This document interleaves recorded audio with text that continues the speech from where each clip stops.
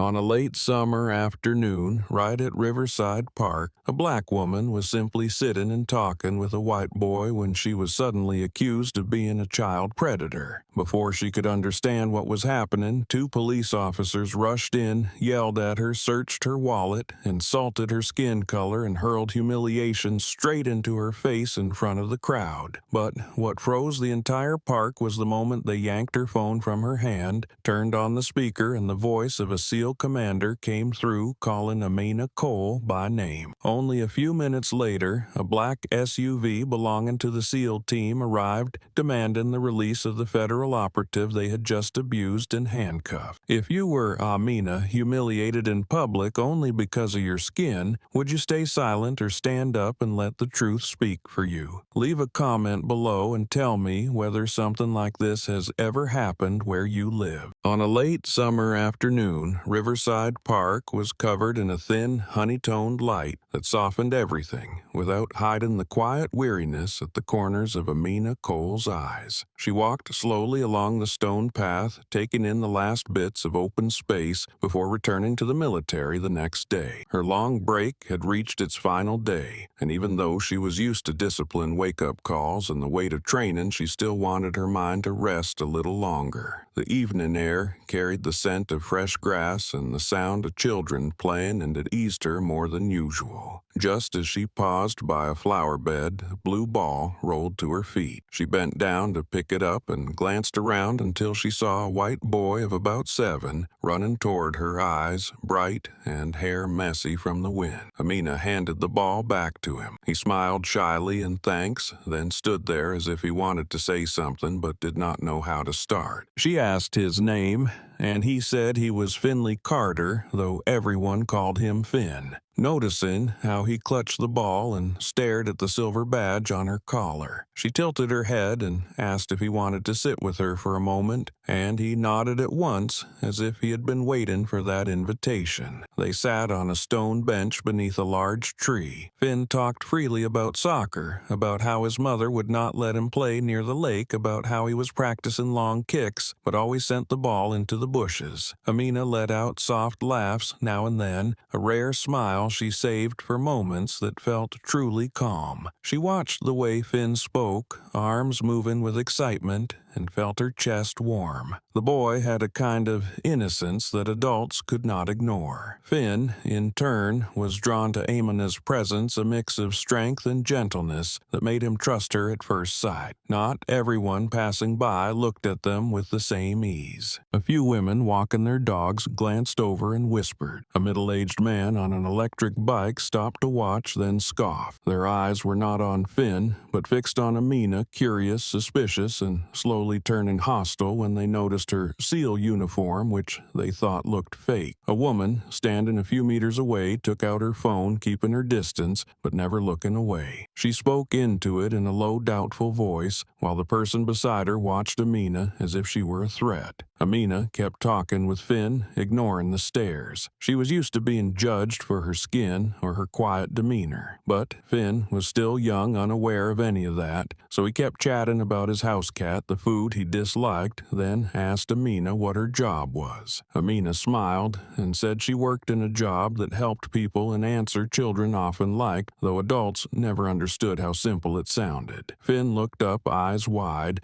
then nodded with clear admiration. Here is the English translation, accurate and complete, kept concise in 5 continuous paragraphs. No unnecessary line breaks, no added or removed details. All numbers written in words using commas and quotation marks and keeping hyphens to a minimum. The brief piece lasted only a few minutes until a voice rose from afar. A man, stepping off the jogging path, stopped and tried to get a clear look at Amina's face. He watched her with caution as if he had just noticed something unusual. Then he spoke loudly to a nearby woman, his voice tense, saying something seemed wrong, that a black woman was approaching a white child nobody knows. The woman nodded, looked back at Amina, then spoke into her phone with a line that changed changed everything at once. "There is a suspicious person approaching a child." The words cut through the air like a sharp blade, making the people nearby look up and stare at Amina with heavy eyes. She noticed the shift immediately. Finn, still carefree, was in the middle of talking about yesterday's game, unaware of how the atmosphere had suddenly thickened. Amina placed her hand on the bench and took a deep breath to steady herself. She knew this kind of stare well, the kind born from a mix of racial bias and ignorance. The evening breeze moved the leaves above them, but it could not sweep away the unease spreading out like ripples on water. In Amina's eyes, a flicker of disappointment passed, yet she stayed still calm, making sure Finn would not become frightened. Only a few more minutes, and the peace she had tried to keep for herself would be torn apart by those who believed their authority gave them the right to judge anyone without reason. But for now, in the moment before the storm, she simply looked at Finn and smiled as if wanting to hold on to the last bit of warmth before everything slipped into chaos. Amina had just stood up after her short but pleasant conversation with Finn when the air in front of her suddenly grew heavier. Two figures approached from a distance, their steps firm, their posture rigid, as if they had already reached a conclusion before asking a single question. When they came close, she saw one of them wearing a nameplate that read Rick Halden, and the other was Brett Marin. They blocked her path, forcing her to stop. Halden looked at her with a probing stare, then spoke loudly enough for everyone around to hear that they had received a report about a black woman approaching a child in the area. His words struck like a verdict delivered without a trial, drawing the attention of several park-goers who stopped to watch. Amina kept her usual calm and asked Halden what made him believe she had done something wrong. Halden did not answer, but looked her up and down, stopping at her SEAL uniform. He pressed his lips together, smirking the way someone does when they think they have found a suspicious clue. He stepped forward, his voice cold, as if meant to belittle her from the start. He said the uniform looked nice, then asked where she had stolen it from, and demanded she show her identification. Amina recognized the tone, the kind used by someone convinced they are right and just waiting for a reaction to justify escalating their hostility. She searched the pouch at her side,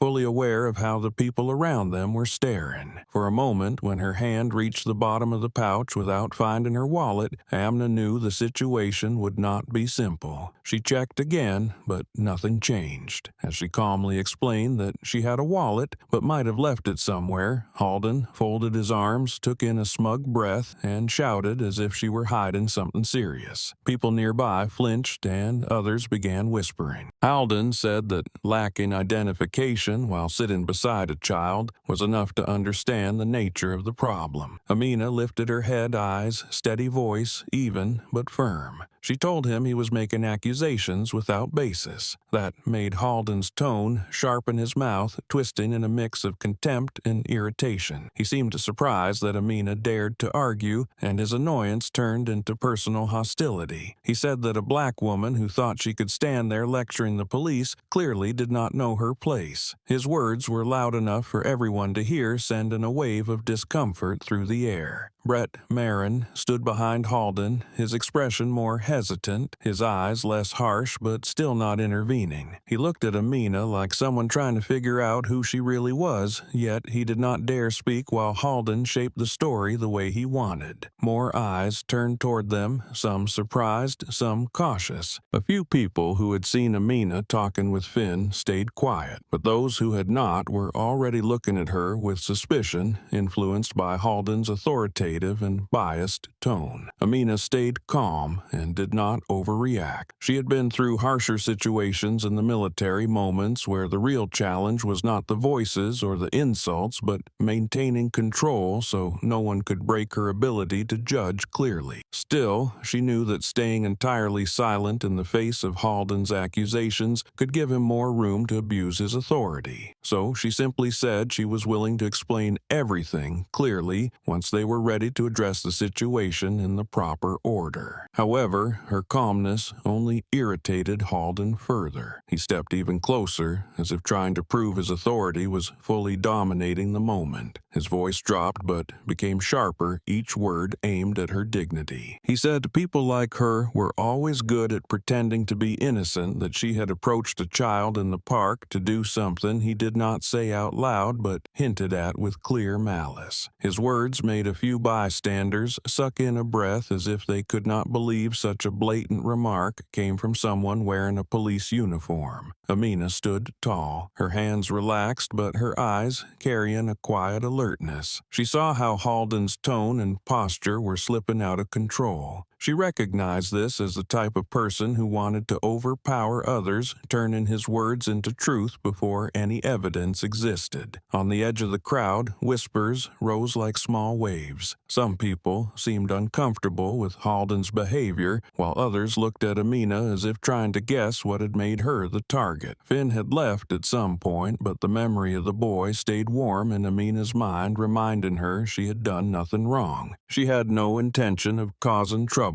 and never imagined a peaceful afternoon would turn into the center of suspicion and prejudice. She did not step back when Halden blocked her path and did not raise her voice to add tension. She understood that the real explosion was not going to come from her, but from the way Halden was preparing to misuse his authority to turn a simple park visit into an event he believed would prove his caution. At that moment, Amina realized the peace she had sought no longer existed here. Everything around her felt heavy with bias, with the sound of police boots hitting the ground with sharp eyes, searching for a mistake from someone who had made none. As Halden kept blocking her way, ready to push the situation further, Amina knew the real confrontation was only beginning. Rick Halden's accusation was still hanging in the air when he turned and signaled for Brett Marin to move forward. His voice snapped out, sharp and clean like a single cut, startling a few onlookers. Hold it. The way he used the word made Amina realize that even her identity was no longer acknowledged as human, reduced instead to an object he intended to detain at will. Brett Marin hesitated at the order, his eyes drifting toward Amina as if searching for one more reason to understand what he was about to do, but he still stepped forward,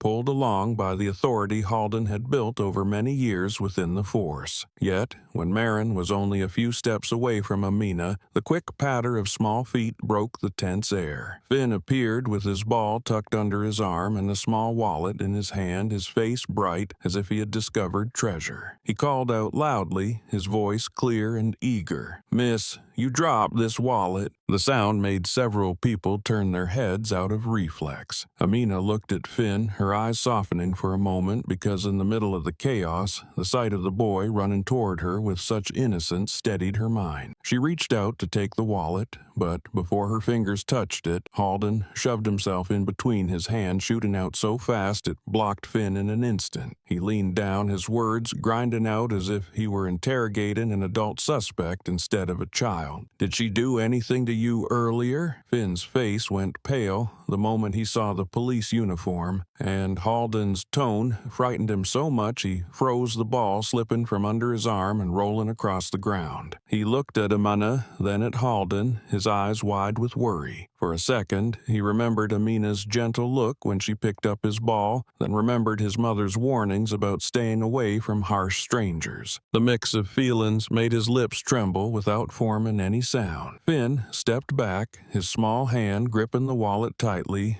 as if afraid to drop it again. When Halden moved closer, the boy panicked, shook his head over and over, and then turned to run. He ran fast, glancing back at Amina with a look that seemed to apologize for not being able to protect her the way she had protected him from the shadow of fear that had just overwhelmed him. The fear filling such a young child came entirely from Halden's aggressive stance, and it made the surrounding crowd fall silent. Amina watched Finn flee, feeling the rising swirl of chaos forming beneath the surface. surface. Halden straightened up and exhaled a heavy breath full of triumph. He looked at Anna with an expression that said he believed he had just found proof for the accusation he had invented from the start. "What did you do to make it run like that?" he said with mocking emphasis, dragging the words as if to corner her. A few people nearby frowned with discomfort, but no one spoke because the power of the police uniform still created an invisible barrier that kept every reaction contained. Without waiting for Amina to say anything, Halden yanked the wallet from her hand just as Finn had placed it there too quickly for her to hold on. His movement was so fast that the items inside made a faint clatter. He opened the wallet roughly and began rummaging through it as if it were evidence he had the right to handle however he wished. His fingers dug through every pocket, every piece of paper, every personal item Amina owned without hesitation. His eyes searched as though he wanted to pull out anything he could twist to his advantage, even a single card, a scrap of paper, or the smallest sign he could distort into proof against her. Amina remained standing, her gaze steady, though an undercurrent of anger rose quietly within her. It was not about the wallet being searched, but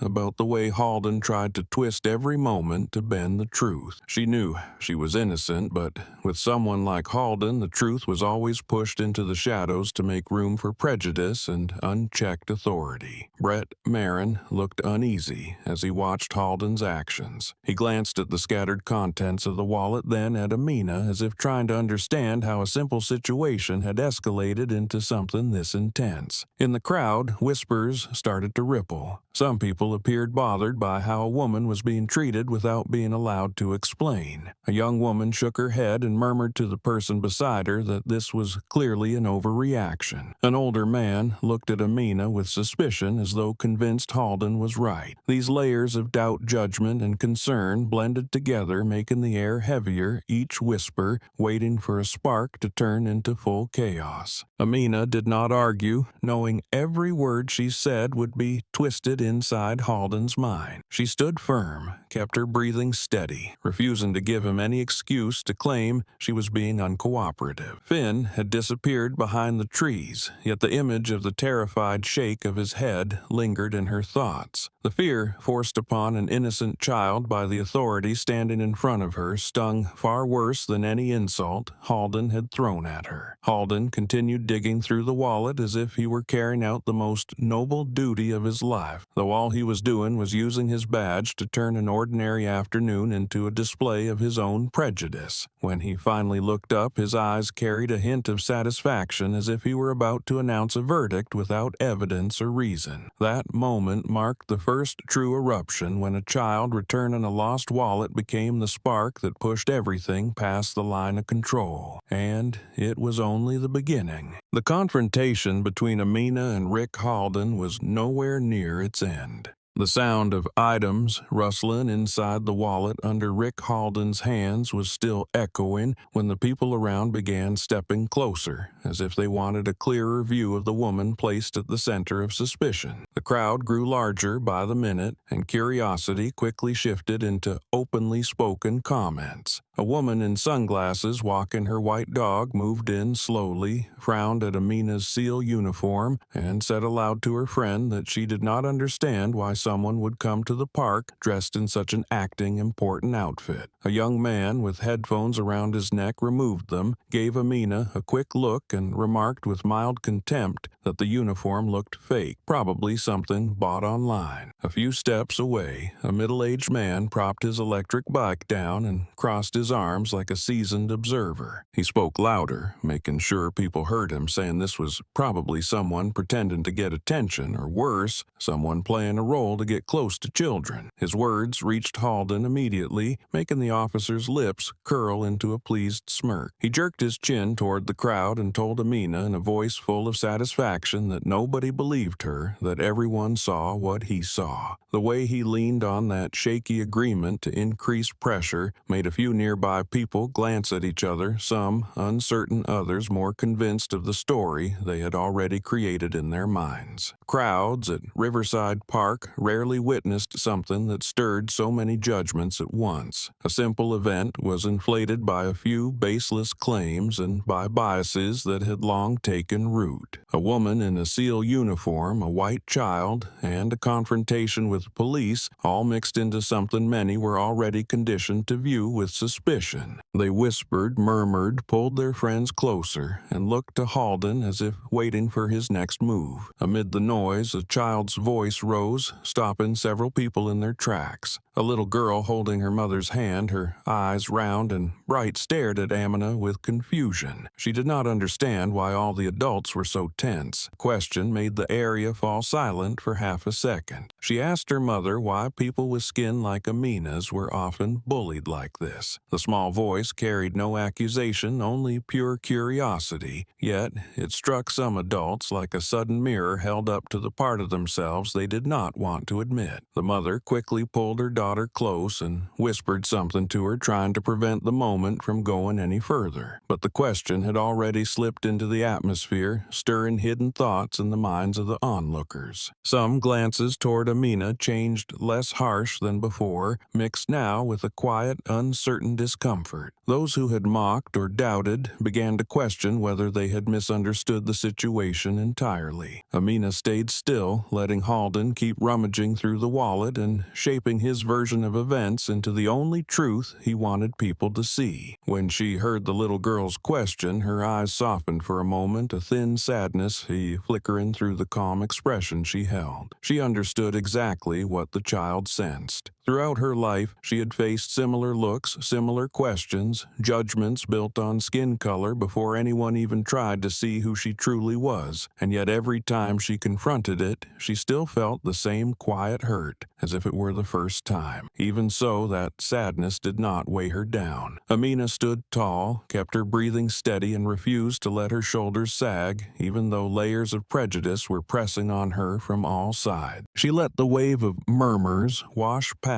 like a gray wind, not reacting, not bitter, but not bowing either. Amid the mixed voices, the supportive glances, and the suspicious ones, Amina held absolute composure, as if she had learned how to look straight into the center of a storm without letting it pull her in. Halden glanced at the crowd again, sensing that attention was tipping toward him. It made him raise his voice even more, pushing hard to prove that everything he did had justification. He wanted the bystanders on his side, wanted them to believe the assumption he had created so he could keep pressing his authority on to Amina without being questioned. The faint approval of a few people energized him, as if he already held victory in his hands. Under the tall trees, a light breeze passed, carrying the rustle of leaves and the soft scent of late summer. And in that moment, among overlapping voices and conflicted eyes, one thing became clear: that truth had never mattered as much as the way people chose to see it. Amina listened to everything, letting each word pass through her thoughts, but refusing to let any of it shake her calm. She understood exactly what was happening, and knew this fight was not only between her and Halden, but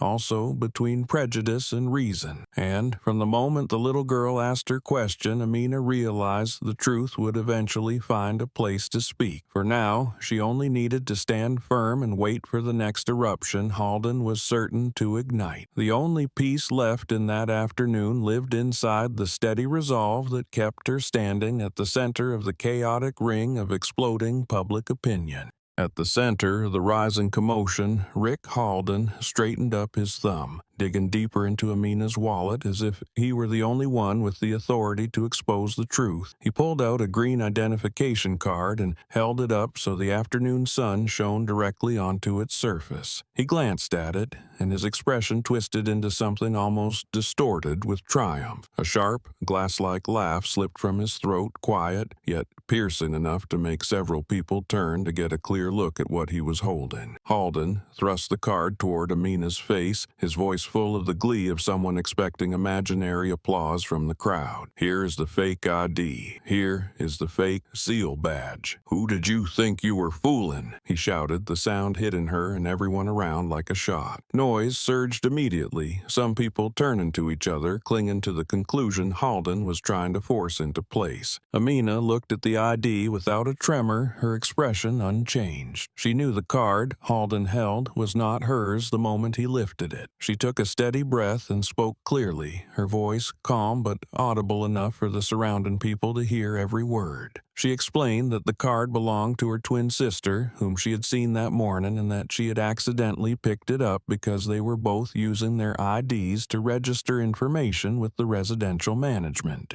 She said the badge in the wallet was hers, and that the identification had simply been misplaced. Halden listened, his face still, but his eyes sharpening with mockery. He did not care about the explanation, nor did he intend to consider the truth. Instead, he snatched the badge from his own hand and threw it onto the ground as if discarding something cheap. The metal hit the concrete with a harsh clink, making Amina lower her gaze for a second, her eyes dimming like water brushed by wind. Silence held for a moment before Halden released a sentence many people could not believe he dared to say in public. He turned toward her, lips tightening as if preparing to fire his cruelest line. "A black woman like you, a SEAL, they would probably make you pick up trash there." The words fell raw and spiteful, carrying the contempt he had been building from the start. He wanted to turn Amina from a harmless woman into the image he had created, wanted to force her into the box he had shaped in his mind. The line hit the crowd like a blow, making people shift uneasily. Some gasped, some stared in disbelief, some glanced at each other with discomfort. Yet, a few nodded out of ingrained bias. Someone raised a phone higher to record, another gripped a friend's sleeve to witness the moment to the end. The confrontation had moved far beyond checking identification. It had become a stark display of prejudice against dignity, of Amina's calm against Halden's growing arrogance. Amina bent down to pick up the badge on the ground. Her fingers touched the cold metal, and the sensation tightened her spine for a moment. The badge was not a decoration, not something to show off, but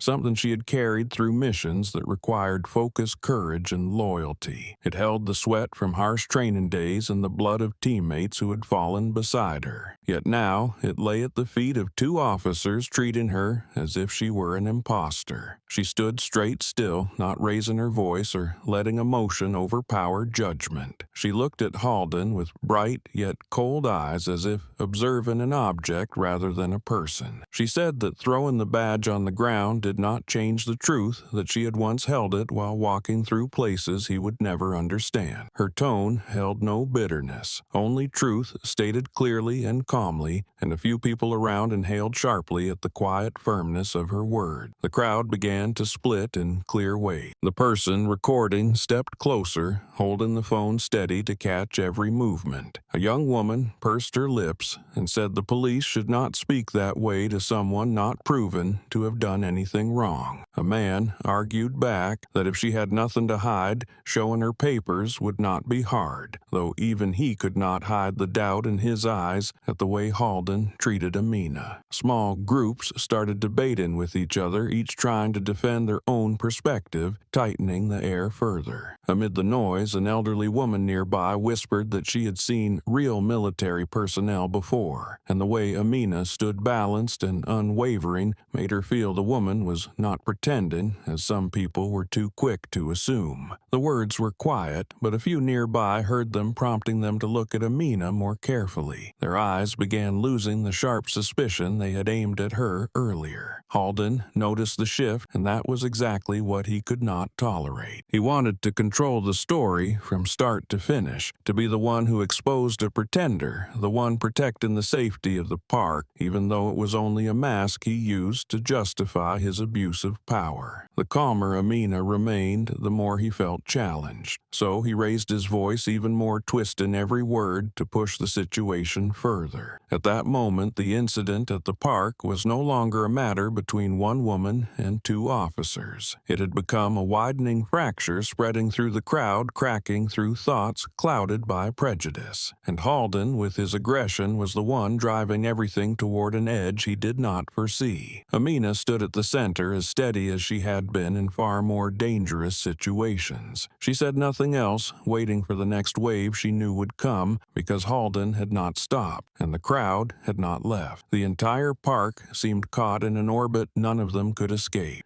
In the tightening circle of chaos around Amina, the tension was no longer centered on Rick Halden's insults or Brett Marin's uneasy hesitation. What grew larger with every passing moment was the reaction of the surrounding crowd as every word, every gesture, every footstep hit in the ground was captured by dozens of raised phones. They were no longer silent witnesses, but people collecting pieces of a story ready to release it beyond Riverside Park and onto social media at a speed no one could control. A young man with a skateboard backpack who had been standing far away at first showed clear annoyance on his face as Halden kept shouting. He stepped closer and suddenly raised his voice, the sound breaking into the tense air like a punch. "She's been calm the entire time. You two are the problem here." The line startled many who were filming, and several cameras immediately swung toward him. Others looked at Halden, waiting for some sort of retaliation. Halden turned his eyes, sparking like a streak of fire. He was used to people staying silent, used to his voice being the final word in countless encounters on the street. But now, an ordinary civilian was boldly calling out his misconduct right to his face. He did not shout back, but the look he threw at the young man carried enough hostility to make several bystanders feel the air shift into something dangerous. Amina, standing at the center, kept her breathing steady and her resolve intact. When the young man's voice faded, she lifted her head and met Halden's eyes. Her voice rose not loud, but sharp enough to cut through the heavy atmosphere. "Please, act within the law. You are showing discrimination." The words were delivered clearly and calmly as a formal statement entered into an official report, prompting a few people recording to let out stunned, quiet gasps. For many in the park, it was the first time they had seen a black woman face abuse of power with such composed strength. She did not argue, did not explode, did not let emotion take control. She used her words to outline the truth. Her calmness, set against Halden's aggression, made the contrast between them even sharper in every frame being recorded. And like a chain reaction, phones that had been filming separately now multiplied. People stepped back to capture wider shots. A young woman pushed her glasses up and held her phone steady, murmuring that this clip would spread fast for sure. A college student jogging by opened his live stream, telling viewers that a police officer was insulting an innocent woman right in the middle of the park. A group of teenagers by the lake passed a phone among themselves to re-watch the footage, then uploaded it to multiple platforms with headlines calling out racial discrimination. Within a few minutes, the first uploaded video had already begun receiving its initial views. Reactions appeared non-stop, followed by waves of comments and shares. Some wrote that the police were overstepping, others analyzed Halden's tone, and some said they had seen similar incidents in their own neighborhoods. The video was not only spreading but erupting, as if long-suppressed stories were finally finding an outlet. Amina did not see any of this in the moment, but she felt the shift in the air. The whispers, the sharp breaths, the hands holding phones higher, all told her the situation had moved far beyond the control of the small park. Every movement Halden made, whether blaming or glaring, was being captured without missing a detail. While Halden tried to add more excuses to justify himself, a woman suddenly raised her hand to her mouth, eyes wide. Her phone displayed another live stream capturing the same scene from a wider angle, comments flooding faster than she could read. She looked at Halden and then at Amina, her expression showing she had just witnessed something beyond anything she expected. Then a small cry came from a corner of the park near the exit. An older woman with gray hair blowing in the wind was holding her phone with shaking hands. Beside her stood a tall man, his panic impossible to hide. Amina's parents had seen their daughter's image on the phone while watching a live stream from a local news channel. Without another word, they rushed into the park, pushing through the growing crowd. Mrs. Cole called her daughter's name between gasping breaths. Mr. Cole said nothing, striding quickly, his eyes fixed on the circle forming around Halden and Amina. As they got closer, the crowd parted by instinct. The mother saw Amina standing between the two officers, her posture steady and her eyes clear. She pressed a hand to her chest as if confirming her daughter was still safe. A woman nearby recognized them and whispered that they looked like people running from terrible news. The arrival of Amina's parents made several bystanders fall silent. A few lowered their eyes, sensing the rising gravity of the situation. Halden glanced at them, his look sharp and bitter, before turning back to Amina, unwilling to acknowledge what dozens of phones were already proving the situation was no longer under his control. Amid the flashing screens, vibrating notifications, murmurs, and the growing wave of outrage spreading beyond the real world, Amina stood firm, knowing the real explosion had not arrived yet, and Halden, with every choice he made, was pulling it closer. The tightening ring of onlookers pressed closer, the rising layers of voices building like waves that refused to stop. Rick Halden felt the scrutiny of the phones aimed at every movement he made, and it pushed him to assert even more that he was completely right. In his eyes, Amina's silence and calm were not strength but defiance. And for someone like Halden, defiance was something to crush. Without waiting a single second for explanation, he stepped right up to Amina, grabbed her wrist with rough fingers, and twisted it behind her back. The cold snap of handcuffs broke into the air. The metal closing around her wrist struck with a sharp click like a whip cracking across a still lake. Amina swayed slightly from the sudden force, but her expression did not change. Her sleeve was yanked upward by Halden's movement, revealing a long scar running down her forearm. Thin, but unmistakable, it looked like the mark left by fire and steel. The moment it came into view, a few people nearby let out quiet, surprised breaths. An older man murmured that it looked more like a combat wound than an ordinary accident. Halden noticed their reaction and immediately bent closer, gripping Amina's arm even harder as he lifted it higher to display the scar. He let out a dry, hollow laugh. "Couldn't catch kids, so you got punished, huh?" he said, his voice dripping with mockery as if he had uncovered proof for the story he was inventing. He wanted to use the scar to turn Amina into someone dangerous, someone troublesome, someone ruined by some dirty game. But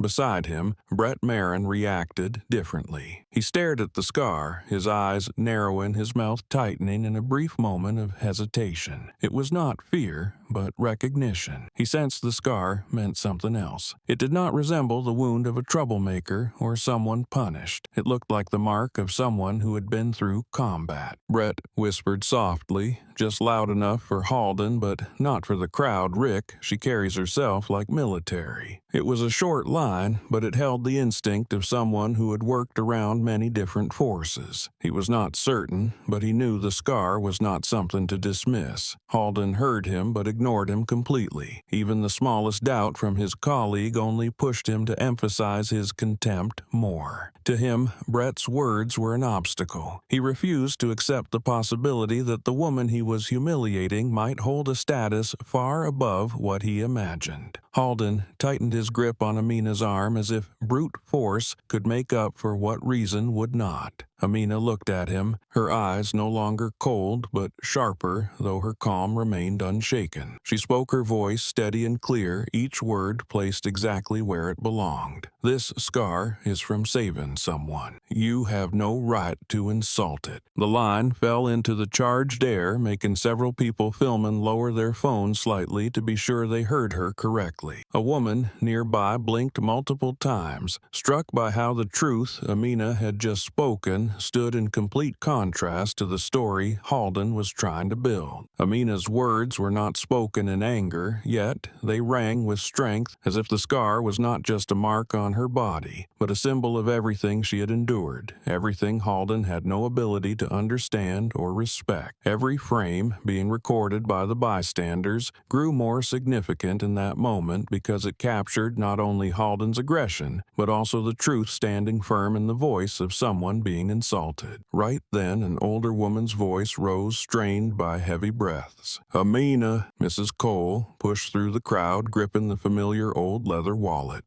Cole followed closely, worry and frustration etched across his face, though he tried to restrain himself for the sake of the gathering chaos. When they saw the handcuffs on their daughter's wrists, both froze. Mrs. Cole lifted a hand to her mouth, then stepped straight toward Halden and held up the real ID in front of him. The plastic card glinted in the late sunlight, showing clearly the name Amina Cole and a military verification seal. "This is her real ID," she said, her voice trembling but firm. Mr. Cole added that Amina had a twin, and the mix-up was something easily verified. A few bystanders nodded, while others raised their phones closer to capture this crucial moment. The arrival of Amina's parents made the scene heavier still, highlighting how far everything had spiraled due to Halden's actions. But Halden did not budge. He glanced at the ID, barely looking, then dismissed it with a bitter scoff. People like her are good at staging things. He did not hand the card back and did not ask another question. He simply stood there, carrying the attitude of someone who believed every piece of evidence must bend to the conclusion he had already decided. His words drew immediate backlash. An older man shook his head and said loudly that the police could not ignore evidence just because they did not want to believe it. A young woman who had been live streaming from the start muttered that this was clearly an abuse of power, and thousands watching her stream would agree. A mother who had earlier heard her child question prejudice now stared at Halden with growing anger. Amina looked at her parents and gave a small reassuring nod to show she was still all right. But in her eyes, there was something deeper, as if she understood this was the boiling point before everything broke past the line Halden could no longer control. And everything he had said and done was tearing open the door to truths she had kept hidden for a long time. The third eruption had arrived forceful and irreversible, and from the moment that scar was revealed, everything inside Riverside Park shifted direction completely. The air in Riverside Park seemed to solidify after Rick Halden's final insult. Phones stayed raised, capturing everything, while Amina's parents stood at the edge of the crowd, their eyes full of worry, yet trying to stay calm so she would not feel more pressure. Halden, swallowed by the blind confidence he had carried since the beginning, grabbed Amina's arm and shoved her forward as if asserting authority. "Move," he said, despite having no lawful basis for an arrest. Amina shifted with the force, her wrists still cuffed, but she did not resist, as though she were waiting for something Halden did not see coming. At that moment, a small sound buzzed from the pocket at Amina's hip. Her phone vibrated, the soft hum cutting into the tense air. Halden paused, glanced at her, then instantly reached into her pocket without permission. He yanked the phone out as if seizing evidence and pressed the answer button, switching on the speaker in a hurried motion. A voice came through the speaker, deep, steady, and unmistakably authoritative. A man's voice,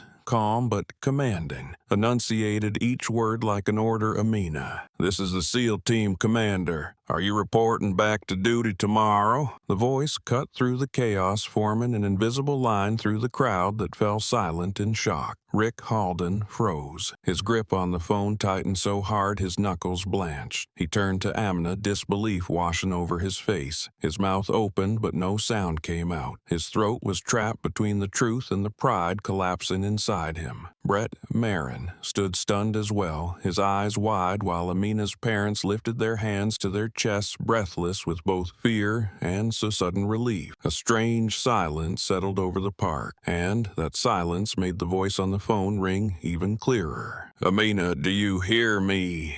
the commander asked again, urgency rising with the tone of someone trained to measure time precisely. "Are you in danger? Give me your location. Our unit is operating nearby. We will come immediately." The words struck the park like lightning, forcing everyone to tense. Amina did not need answer because Halden still held the phone. Her silence made the commander instantly alert. He scanned the background through the line, his voice sharper. "Amina, state the address. If you cannot speak, send a signal." Brett Marin looked from Amina to Halden, his voice unsteady, pulled between instinct and fear. "Rick, what if she really is SEAL? He did not dare say it loudly, afraid of humiliating Halden further, but he spoke loud enough for several nearby people to hear. Some in the crowd whispered, some gasped, and hers covered their mouths. Halden swallowed, hard beads of sweat forming on his forehead, but he forced himself to act tough. "Let's see who they think they are," he muttered, though his voice no longer carried certainty. In that moment, his confidence was no longer armor. It was breaking apart into pieces, falling at his feet. The phone remained on speaker, and the commander kept the line open. "Amina, we will arrive in a few minutes. Do not hang up." Amina lowered her head slightly, a signal only her teammates would understand. 5 minutes, a stretch of time that felt long yet passed with unbelievable speed under the heavy atmosphere. The crowd, whispered phones kept recording, and comments on the live stream surged by the second. Someone said they heard a helicopter far away, and someone else swore they saw flashing lights at the end of the street. Amina's parents stepped closer, their eyes full of worry. But within that worry was a strange brightness, as if something they had always believed was finally confirmed. Then, from the road leading into the park, a deep engine growl rose. A black SUV with a matte finish sped in at a pace no park allowed, yet no one dared stop it. The vehicle braked hard beside the gathered crowd, its tires scraping the pavement with a short, sharp cry. The doors opened at once. 3 military personnel stepped out in clean tactical gear, their eyes sharp as blades, sharp enough to make those nearby instinctively step back. The man in the center moved forward, pulled out a badge, and held it toward Halden. His voice carried each word with clarity, not loud, but strong enough to freeze every surrounding sound. "Officer Rick Halden, release operative Amina Cole immediately." Amina lifted her gaze, meeting the eyes of her teammates as if seeing an entire world she had lived, fought, and sacrificed within. Halden, meanwhile, stumbled a step backward, his knees threatening to give way. Brett Marine stood beside him, pale-faced, inhaling deeply as if needing extra air to face the truth unfolding before him. The crowd held its breath for a long beat. Then the whispers began again, shifting into a wave of outrage that now had a new direction. Phones were raised even higher, capturing the moment when the 2 officers who had just claimed Amina was an imposter could no longer form a single word. Rick Halden stared at the badge before him as if looking at a verdict hanging over his head. He opened his mouth, but only meaningless sounds of collapse escaped. Amina, still cuffed, stood tall, silent, and dignified, the exact image of the operative the Special Forces had come to protect. In that moment, the entire Riverside Park witnessed the sharpest, most undeniable reversal of power in Rick Halden's life, and it was only the beginning of what awaited him.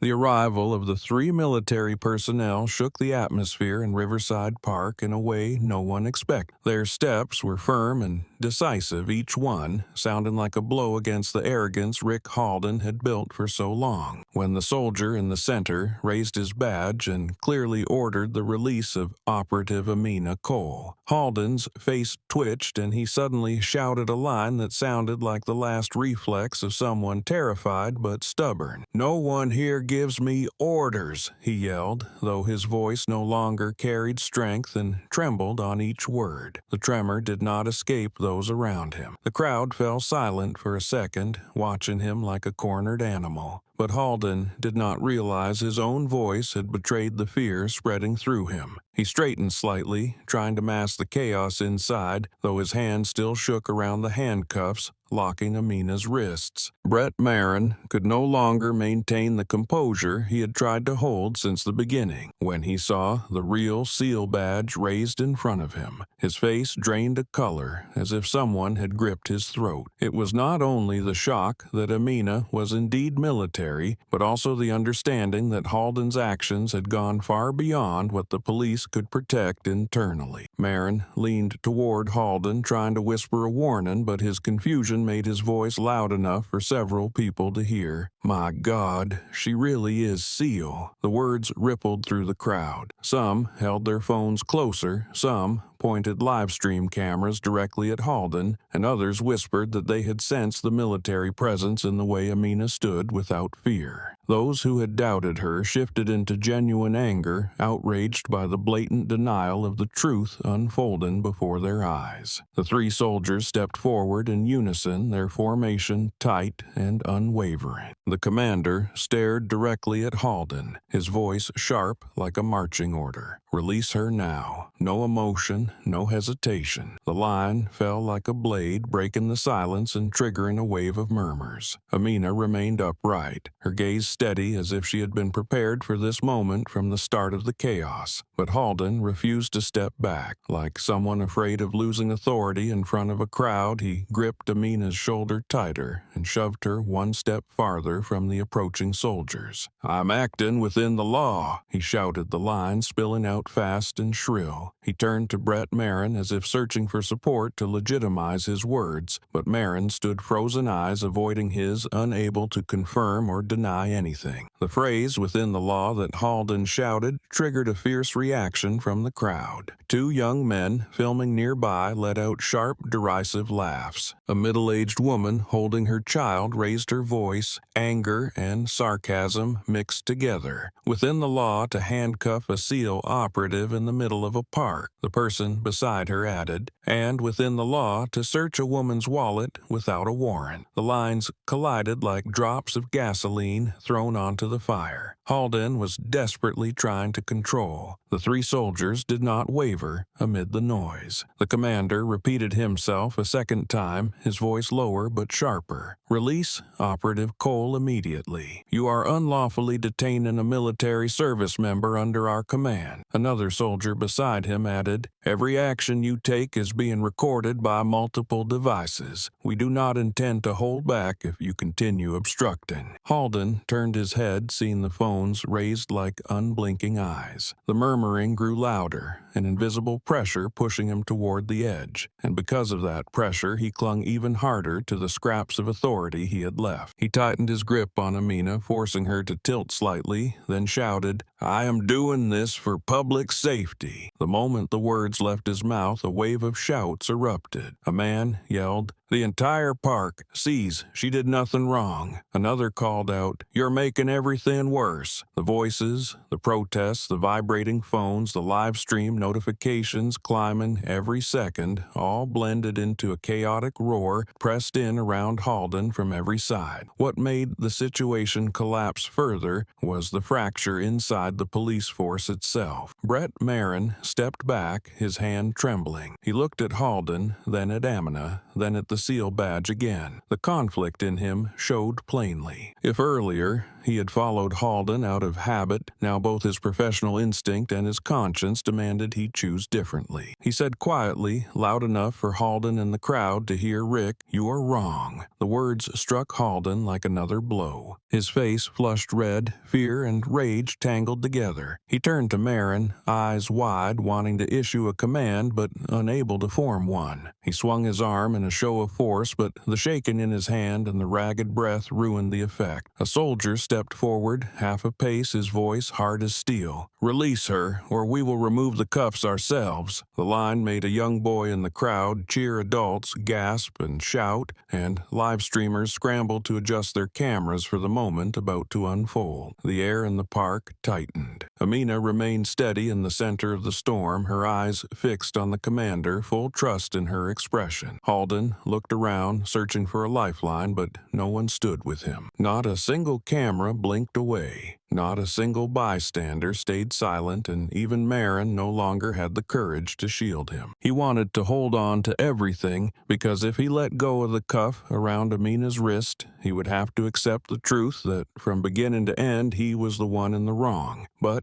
if he refused to release her, he would blow apart at the career and reputation he treated like his personal shield. Those seconds stretched endlessly, and Halden knew that a single decision, a single movement would change his his entire life. And the truth was that whether he wanted to believe it or not, he had already lost the moment the commander's voice came through the phone. The chaos within the police force was no longer hidden beneath the surface. It had risen into the sky above the entire park, reflected in every eye fixed on Halden and Marin. And from this point on, what collapsed was no longer just the pride of one man. It was the whole wall of protection he had believed he stood behind for years. The air in Riverside Park felt stripped of oxygen the moment the soldier at the front took one more step and told Rick Halden directly that he was unlawfully detaining their operative. His voice was strong and steady without a single tremor, completely unlike the ragged breaths rising and falling in Halden's chest. It carved a new boundary in the scene, marking the line between real authority and the false authority Halden had tried to wear since the beginning. As soon as the words landed, the entire circle of onlookers froze. Some phones nearly slipped from hands, others were lifted closer to capture every detail, because everyone understood this moment would decide everything. Halden faced the commander, the veins in his neck bulging as he tried to maintain a hardened exterior. He stepped back, half a pace, then snapped in a strained, gravelly voice as if raising the volume could help him regain control. "She is fake." He forced each word out as a nail hammered into wood, but the tremor still slipped through every breath. In his mind, reality always had to match the story he created, and the presence of 3 soldiers with authentic credentials meant nothing compared to the stubbornness he used as armor. A few steps away, Amina stood still with her wrists cuffed, positioned in the center of clashing lines of sight. She did not speak or react. Her eyes rested on the commander, the one who had arrived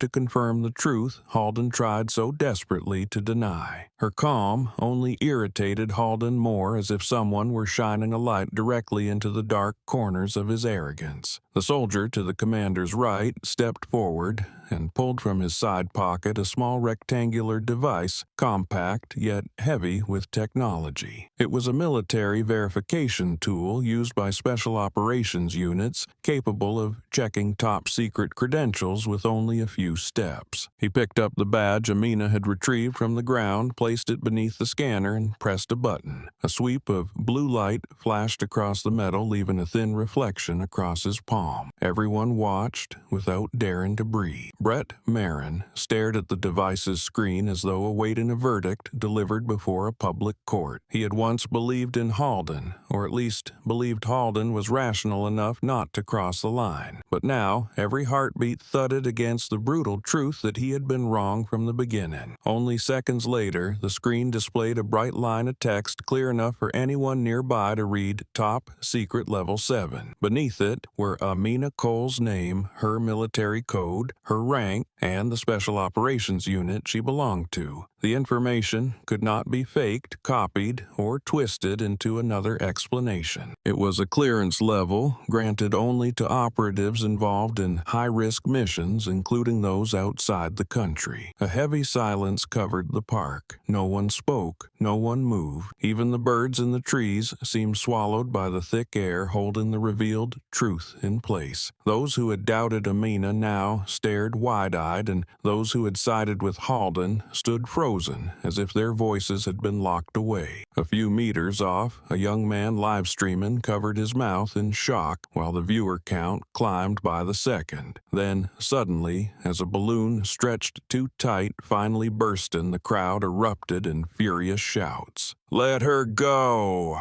A woman screamed, her voice fierce with outrage. Another followed. "You are the fake." An older man raised a fist, roaring. The whole park saw she did nothing wrong. The voices clashed and merged into a powerful wave, crashing straight toward Halden and Marin. Halden stood stunned, as if he could not understand what was happening. His head shook slightly, his eyes searching for a crack in the truth now laid bare. But there was nothing left to cling to. No accusation is heavy enough to bury a classified record. No shout loud enough to drown out reality. Sweat gathered and slid down his temples, yet he still tried to pull his shoulders back, trying to rebuild the wall of authority that had shattered beyond repair. Brett Marin stood beside him, pale. He looked at Amina, then at the device's screen again, as if needing one more confirmation that what he saw was real. He felt the chaos not only exploding through the crowd, but erupting inside his own mind. He understood that from this moment on, their future depended not on what they wanted to believe, but on what the truth had already revealed. The commander stepped forward, his voice dropping but sharper than any blade. "She is our operative, and you have committed unlawful detention, abuse of authority, and harassment of a federal service member." He turned toward the soldiers behind him, preparing for what came next, though they needed no orders. They already knew the situation had entered a stage with no leniency. Halden opened his mouth, trying to force out one last excuse, but his voice was torn, the words crumbling like sand slipping through fingers. She,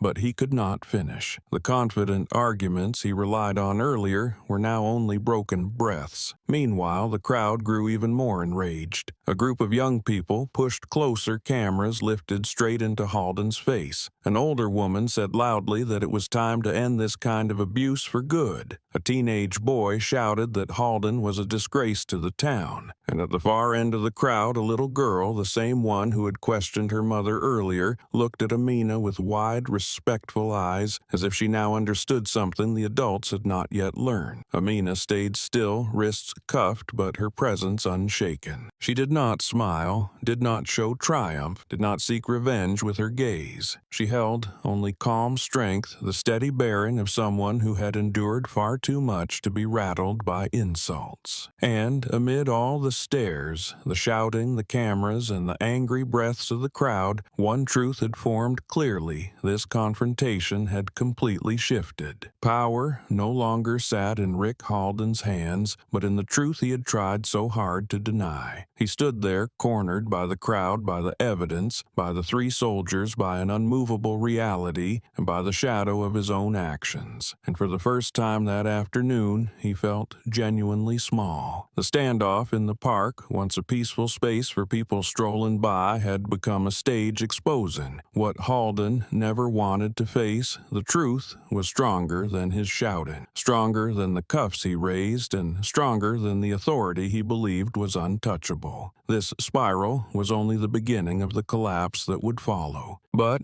in Riverside Park on that afternoon, for the first time in his life, Rick Halden heard the call of justice louder than the call of his own pride. On the way back to the police station, the air inside the vehicle felt thick like sinking fog. Amina sat in the back seat, wrists still marked red from the cuffs that had been tightened too hard. Yet her composure remained steady, something the soldiers escorting her noticed clearly. They walked on both sides, silent but always positioned between her and Halden like a protective barrier. Halden sat in the front, trying to maintain a stern expression, but his hands gripped the steering wheel so tightly that his knuckles turned white. He knew that bringing Amina to the station would not tilt the situation back in his favor. The live stream from the crowd was still running. Clips had already spread across social media, and every passing second felt like sinking deeper into the pit he had dug for himself. When the vehicle stopped at the station, a crowd had already gathered outside. Camera lights and rapid voices turned the entrance into a zone of invisible pressure. The soldiers guided Amina quickly through the hallway, keeping a clear distance from Halden, as if he were the one needing supervision, not her. Inside, the footsteps of officers echoed with the tension of chaos spreading like fire across dry wood. Amina was taken into a separate room for processing, while Halden was ordered into an internal meeting room. As he passed Brett Marin,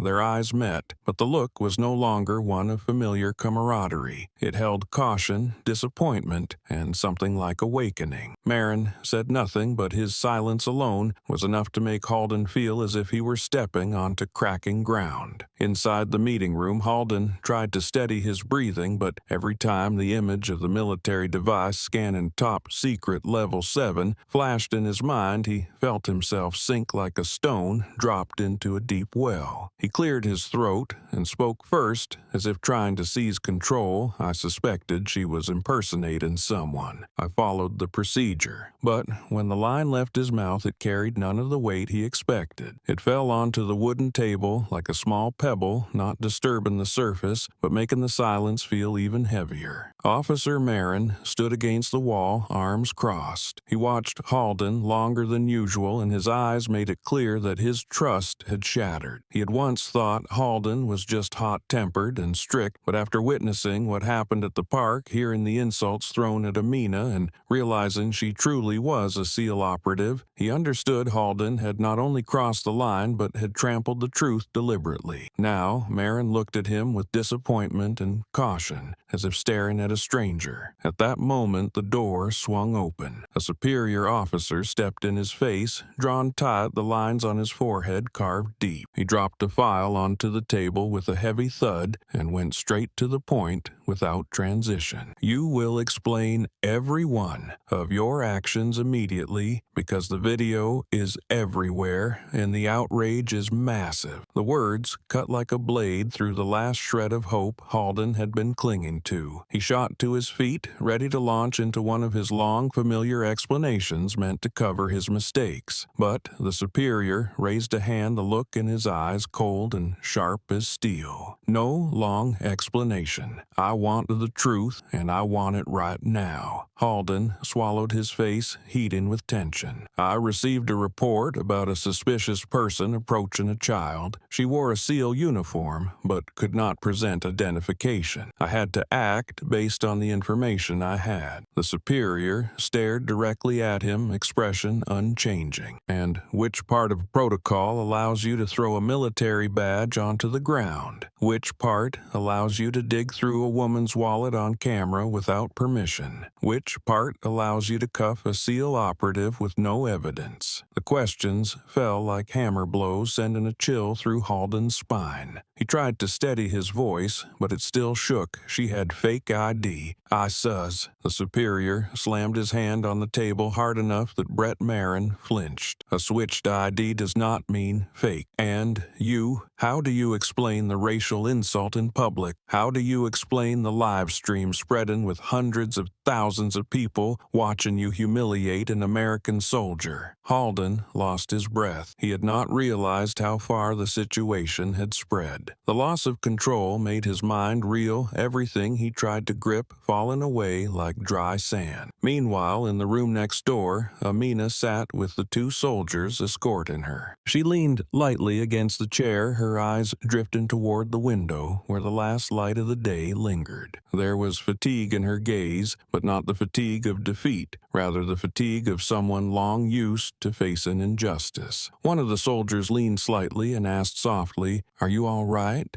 Amina nodded. "I have been in places far worse than this, but this is my own country, and that is what hurts." The words left the soldier silent. He had heard of racial discrimination, but rarely witnessed it this closely, and never directed at a SEAL operative who had risked her life in missions meant to protect her own people. In the meeting room, Halden heard the murmurs outside, heard reporters calling his name and citizens shouting for his suspension. Each sound thudded in his chest like a drumbeat, throwing off his balance. He tried to steady his voice. I acted based on experience." The superior laughed, but without humor. "Experience or prejudice? I watched the video. If that is experience, then your experience is insulting, belittling, and demeaning others." Brett Marin lifted his head. He had never seen a superior this angry. He realized everything had gone beyond internal discipline and was heading straight toward federal investigation. The superior continued, his voice lower but heavier. "You are dragging this entire department into a national scandal. I will not allow it to continue." He looked at Brett. "Cole, you will file a separate report, truthful in every detail. Marin nodded without hesitation. A long stretch of silence followed,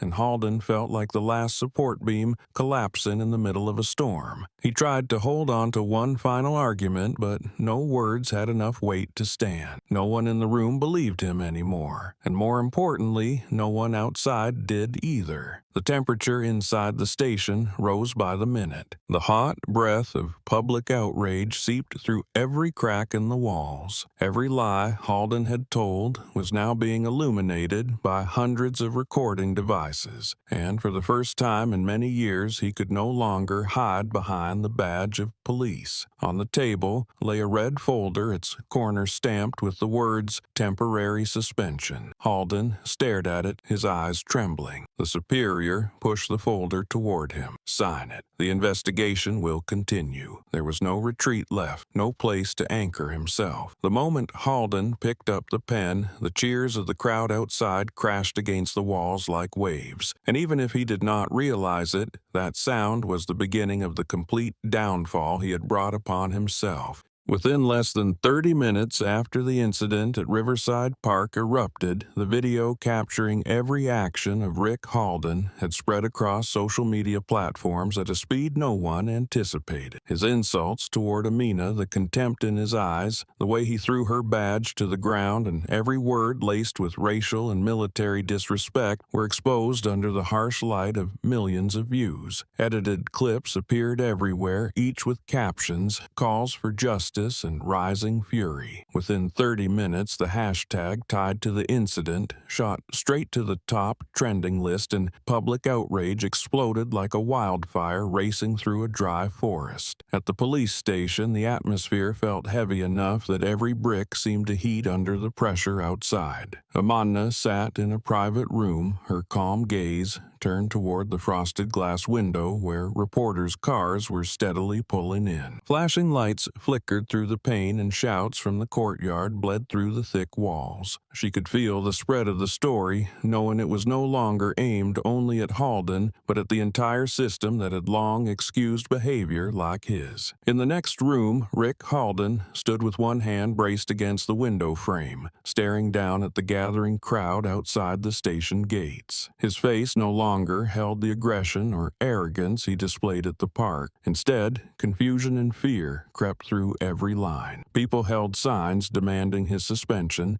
demanding an internal investigation, and demanding justice for Amina. They did not stand scattered, but clustered in growing groups, becoming a swelling tide of bodies and voices. Chants thundered through the hallway: "Suspend Rick Halden. Investigate racial discrimination. No one is above the law." Each shout struck Halden like a drumbeat to the chest. He gripped the window frame until his knuckles turned white, his lips twitching as his name echoed again and again in the fury of the crowd. Brett Marin stood a few steps away, watching Halden with a look completely different from any day before. Marin had once seen Halden as a strong superior, sometimes harsh but dependable. But now, facing the consequences of his actions, Marin saw the truth he had avoided for too long. Halden was not strong. He had simply used authority to mask weakness and prejudice. Out front, dozens of reporters were already in place. They raised microphones, snapped cameras, and called out to officers. What is the station's response to the abuse of power? How do you justify the racial remarks? Is the department covering up previous incidents? The questions were sharp as blades, striking at issues long buried under thin policies. A group of reporters focused specifically on Amina's identity. Is she truly a CC operator? How could a high-ranking service member be treated this way in broad daylight? Even though none had been allowed to speak directly with Amina, the information confirmed by the military team escorting her was enough for the media to state she was no imposter. Inside the office, Amina sat upright, her hands resting lightly on the table. She heard the noise from outside drifting in, heard the hurried footsteps of officers rushing back and forth. He heard the constant opening of doors from the meeting room where Halden was being questioned. The military escorts looked at her with a mix of concern and respect. "You doing okay?" one asked. Amina gave a small smile. I am. I just hate that things like this still happen right here at home."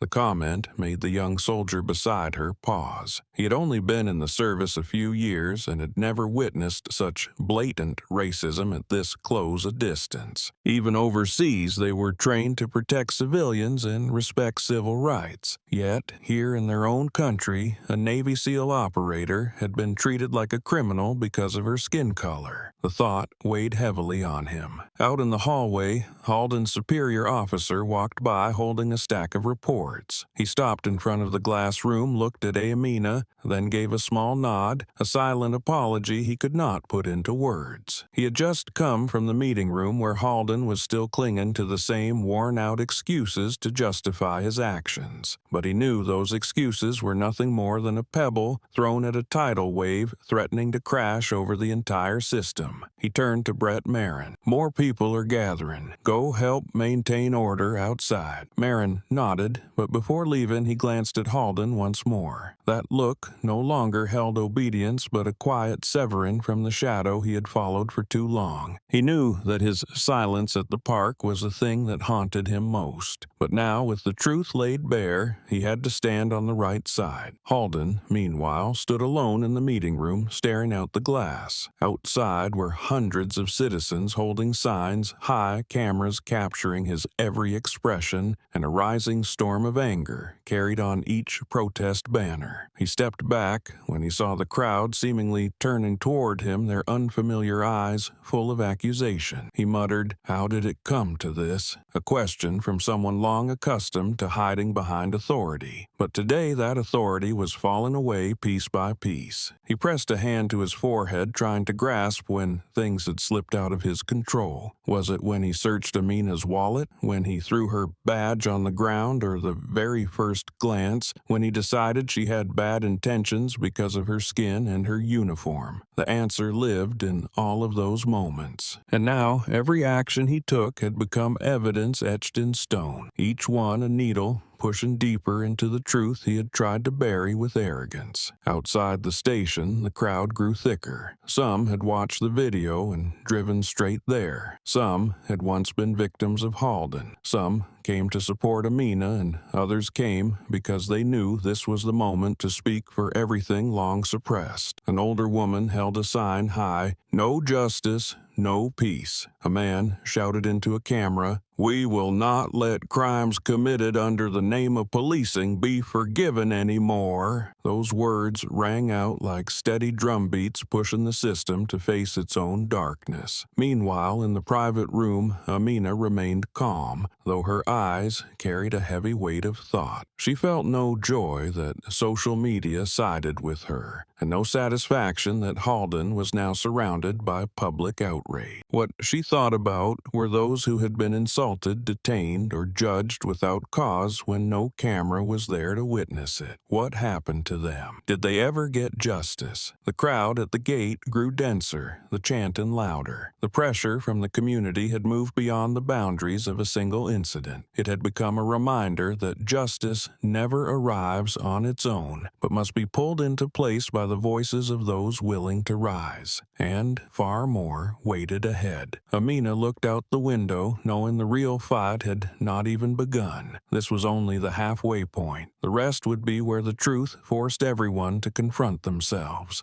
The atmosphere inside the police station shifted that very afternoon, moving from the chaos of shouting outside to a dense silence within the silence of conference room doors slamming shut, of urgent calls from higher offices, and of a system long thought stable now beginning to sway. As the video spread and community pressure rose by the hour, Internal Affairs officially stepped in. A team of investigators entered the station with firm resolve, carrying thick folders, recording devices, and questions no one in the department wanted to hear. Within the first few minutes, they demanded every file tied to Rick Halden across 10 years. Filing cabinets were opened, drawers pulled wide, and old papers with yellowed edges flipped over. It took only a few minutes before one investigator muttered something that froze the room. Far too many. Page after page, filled with writing complaints and requests for review, surfaced, not scattered but stacked in bundles. Many files were stamped resolved, yet when investigators read the closing line, it was nothing more than insufficient evidence. But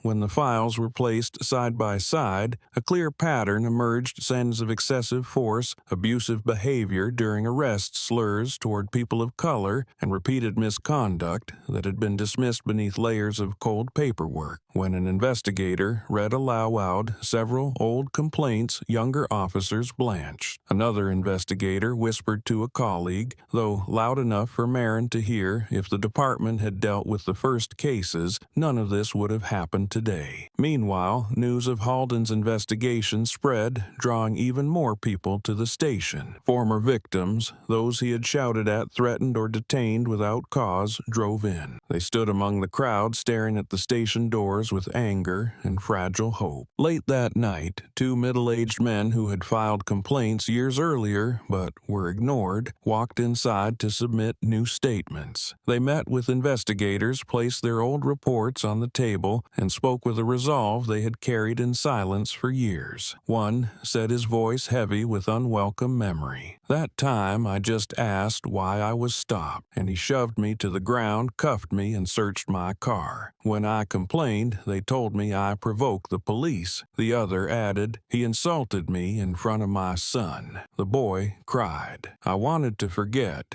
but today I cannot stay silent." Their testimony was recorded in detail, each sentence marked by investigators. The room thickened with the seriousness of a full inquiry, not into a single act, but into years of concealment. Brett Marin was called into a private interview room. He sat across from the investigator with nothing but a wooden table, two chairs, and a cold white light shining down. He had worked with Halden for many years, had seen his temper and prejudice, but had never dared to speak. Now, facing an official question, he felt as if a stone had been placed on his chest. The investigator looked straight at him, voice calm but sharp as a blade. "Officer Cole, did you see Halden abuse his authority?" The question echoed in the small room, dragging up memories Marin had pushed away. Memories of Halden shouting at civilians with discriminatory language, making baseless arrests, and using authority to force obedience. In all of those memories, Marin stood aside, silent like a bystander, and that silence now weighed on him more than anything else. He lowered his head, fingers interlacing, throat tightening. He did not want to lie, but telling the truth meant confronting his own weakness.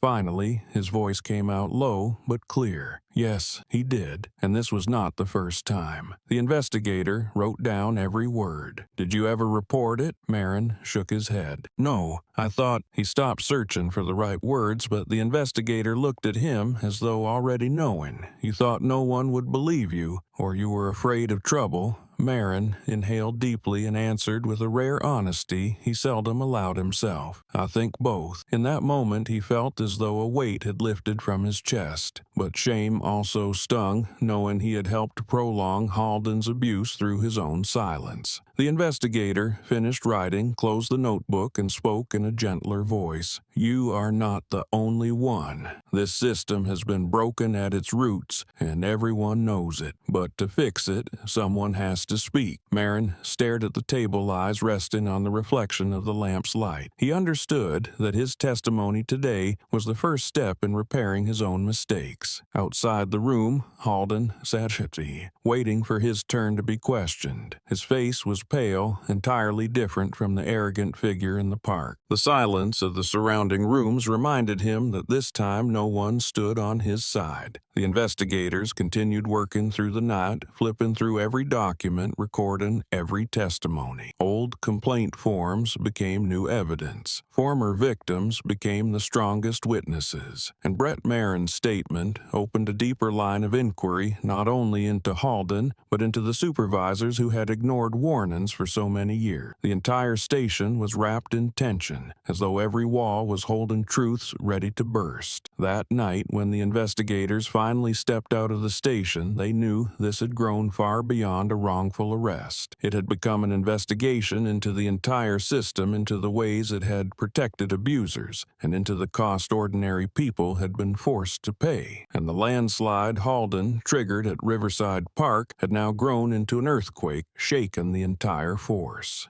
The internal investigation was carried out the next morning with an urgency the station had never seen. Files, old complaints, audio recordings, and reports covered the entire table. When the first sunlight slipped through the glass and touched the floor, where officers had rushed back and forth all night, the lead investigator requested that Amina be brought in to give an official statement. The door opened, and 3 service members walked beside her, not because she needed protection, but because the respect her unit held for her was something no one was allowed to diminish. Amina took her seat back straight and eyes steady. She showed none of the weakness expected from someone treated like a suspect the day before, and perhaps that composure earned her a few seconds of silence before the investigator began. He set a recorder on the table, pressed the button, and spoke in a neutral tone. "We need you to describe the events from the beginning until the moment your team arrived." Amina nodded lightly. She recounted every detail, her voice even and unhurried, without adding anything and without skipping anything. She spoke of walking through Riverside Park, her short conversation with the boy Finn, how Halden appeared, the insults, the search of her wallet, and the thrown badge. She did not exaggerate and did not soften anything. The clarity of her account forced the investigator to focus, because no one would expect that the woman treated like a criminal yesterday could present the truth with such calm precision. When she finished, the room went quiet for a few seconds, as if everyone needed time to absorb the full truth she had laid out without a single complaint. The investigator looked up, then shifted his gaze to the 2 service members standing near her. "We need formal verification of her identity and military position." One of the 3, the commander, who had arrived at the park the night before, stepped forward and presented her military card and the required documents. Amina Cole participated in 2 special missions in Afghanistan and 4 operations in the Middle East. She holds the rank of Navy SEAL Operator Training Class 17. Her complete record has been uploaded to the system. The investigator reviewed the documents and nodded. What caught his attention was not only her rank, but the list of missions she had completed, many marked as classified. "You are young to have a record this extensive," he said softly, almost as an acknowledgement. But Amina did not accept the praise. She answered calmly, "In my unit, many who are younger have done much greater things." The investigator flipped a few pages and stopped at a photo of the scar. He tilted his head, voice lowering. Where did this scar come from? The question drew the room into an even deeper silence. The service members looked toward Amina, and the investigator waited for an answer he knew could not be captured in a few simple lines of a report. Amina looked at him with calm, steady eyes. She lifted the hand that had been cuffed the day before, set it lightly on her thigh, and said, "During a mission in a village in the Middle East, there was an explosion from a buried mine. I was the closest." She did not describe the pain or the chaos, only added in an even voice, "A child ran into the danger zone. I pulled him out and the blast caught my arm." The investigator wrote down every word. He knew the sparse description did not capture the full pain, but it revealed the courage of the person sitting before him. But Amina was not finished. She met the investigator's eyes, her voice steady. "That scar has nothing to do with what happened yesterday, but he used it to insult me." Each word fell onto the table like clean, heavy taps. No anger, no tremor, only truth. The room went silent. The 2 service members behind her stood firm as if hearing a sworn statement. The investigator did not look up right away. He understood that her words were not merely an accusation but a revelation of something deeper. The insult had not only targeted Amina, but everyone who had stood in danger to protect their country, only to face judgment for their skin when they returned home. He closed the file, pushed his chair back slightly, and looked at Amina with a different expression than before. The defensiveness was gone, the distance between investigator and witness gone too. Only respect remained. "Thank you, Operator Cole. Your statement is perfectly clear." He rose and gave a slight bow, a formal gesture he rarely offered, especially in an investigation. "We will handle this properly." Amina nodded once, not proud and not self-satisfied, but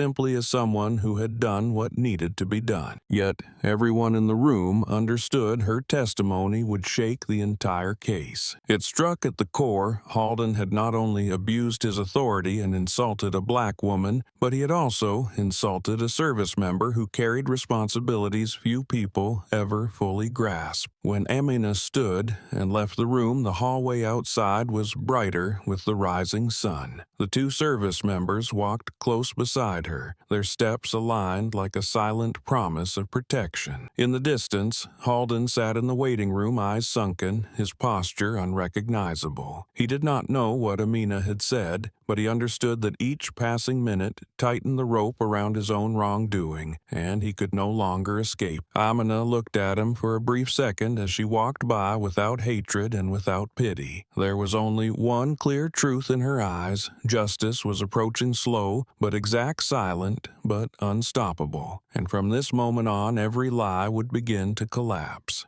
That afternoon, as the sunlight tilted westward and the shadows of the crowds outside the station stretched across the ground like exclamation marks, the main doors opened once more. A small family walked in, their faces tense but determined. They were the parents of little Avon, the boy who had witnessed everything from the first moments in Riverside Park. They had watched the videos, seen the rising storm of public outrage, and they knew they could not remain silent when the truth needed to be spoken. The duty investigator recognized them immediately from the footage and approached them at once. He led them into a small room, quieter than the rest of the station, and invited them to sit. Evan looked smaller than he had the day before, his blue shirt slightly wrinkled, his hand clutching the edge of his mother's sleeve like a branch seeking something solid. Though only a day had passed, the boy still carried the fear he felt in the park, where two officers had approached with hard eyes and accusatory questions. The investigator offered a gentle smile, then asked in the softest voice he could, "Evan, can you tell me what happened?" Evan did not look up right away, his eyes fixed on his hands. His lips trembled, as if he were trying to gather courage or piece together his memory. His father placed a hand on his shoulder, and his mother whispered something soothing. After a few seconds, Evan drew in a small breath and spoke, his voice shaky but clear. "She did not do anything to me." He paused, his small shoulders quivering as though afraid he would be scolded for saying the wrong thing. Then he added, I was just scared of the police." Silence filled the room. The investigator looked at Evan for a long moment, not with doubt, but with the quiet ache that came from hearing something no child should have to say. A 7-year-old was afraid of the police more than anything else when they were meant to be the people who made him feel safe. Evan's mother held his hand and looked up, her voice steady and clear, though carrying the anger she had held back since the previous day. "We saw everything. She was just talking to our son. She sat on the bench and listened to him talk about soccer. There was no bad behavior. Everything happened because they saw her skin." The investigator wrote down every word, though the truth no longer needed paper to take shape. It had already been confirmed by video, by hours of testimony, and now by the honest account of a family with no connection to Amina. He thanked them for coming, for bringing their child to speak the truth, despite how difficult it was. When the recording was complete, he guided them to a safer room nearby, but before they stepped away, they heard a loud voice from another office, sharp as a blade. "I was doing my job." It was Halden, still being questioned. He shot to his feet, eyes red with anger and lack of sleep, arguing again with the investigator. "I got a report. I did what a cop is supposed to do." The investigator, facing him, kept his voice cold. "Were you acting out of duty or out of your own bias?" Halden clenched his fists, stepped back, and still tried to keep his voice high. "I do not discriminate against anyone. I saw her sitting next to a child with no guardian. The door beside them opened slightly. Evan happened to look in. He saw the same man from that day, the harsh face, the eyes strained with the need to stay in control, the voice sharp like a spear. Evan immediately hid behind his mother's leg, and she pulled him close. His father turned sideways and placed a hand behind his son's back, trying to shield him once more. The investigator operator inside noticed the family in the hallway and shut the door again. But that brief moment was enough for Evan to shrink in on himself, his small body trembling. No further testimony was needed to understand one thing: the boy's fear was real. Meanwhile, Halden kept pushing back, but his voice had lost its force, weakened by the weight of his own excuses. From the hall, only a few broken fragments escaped, sounding like a man flailing for a final foothold. I was just doing my job,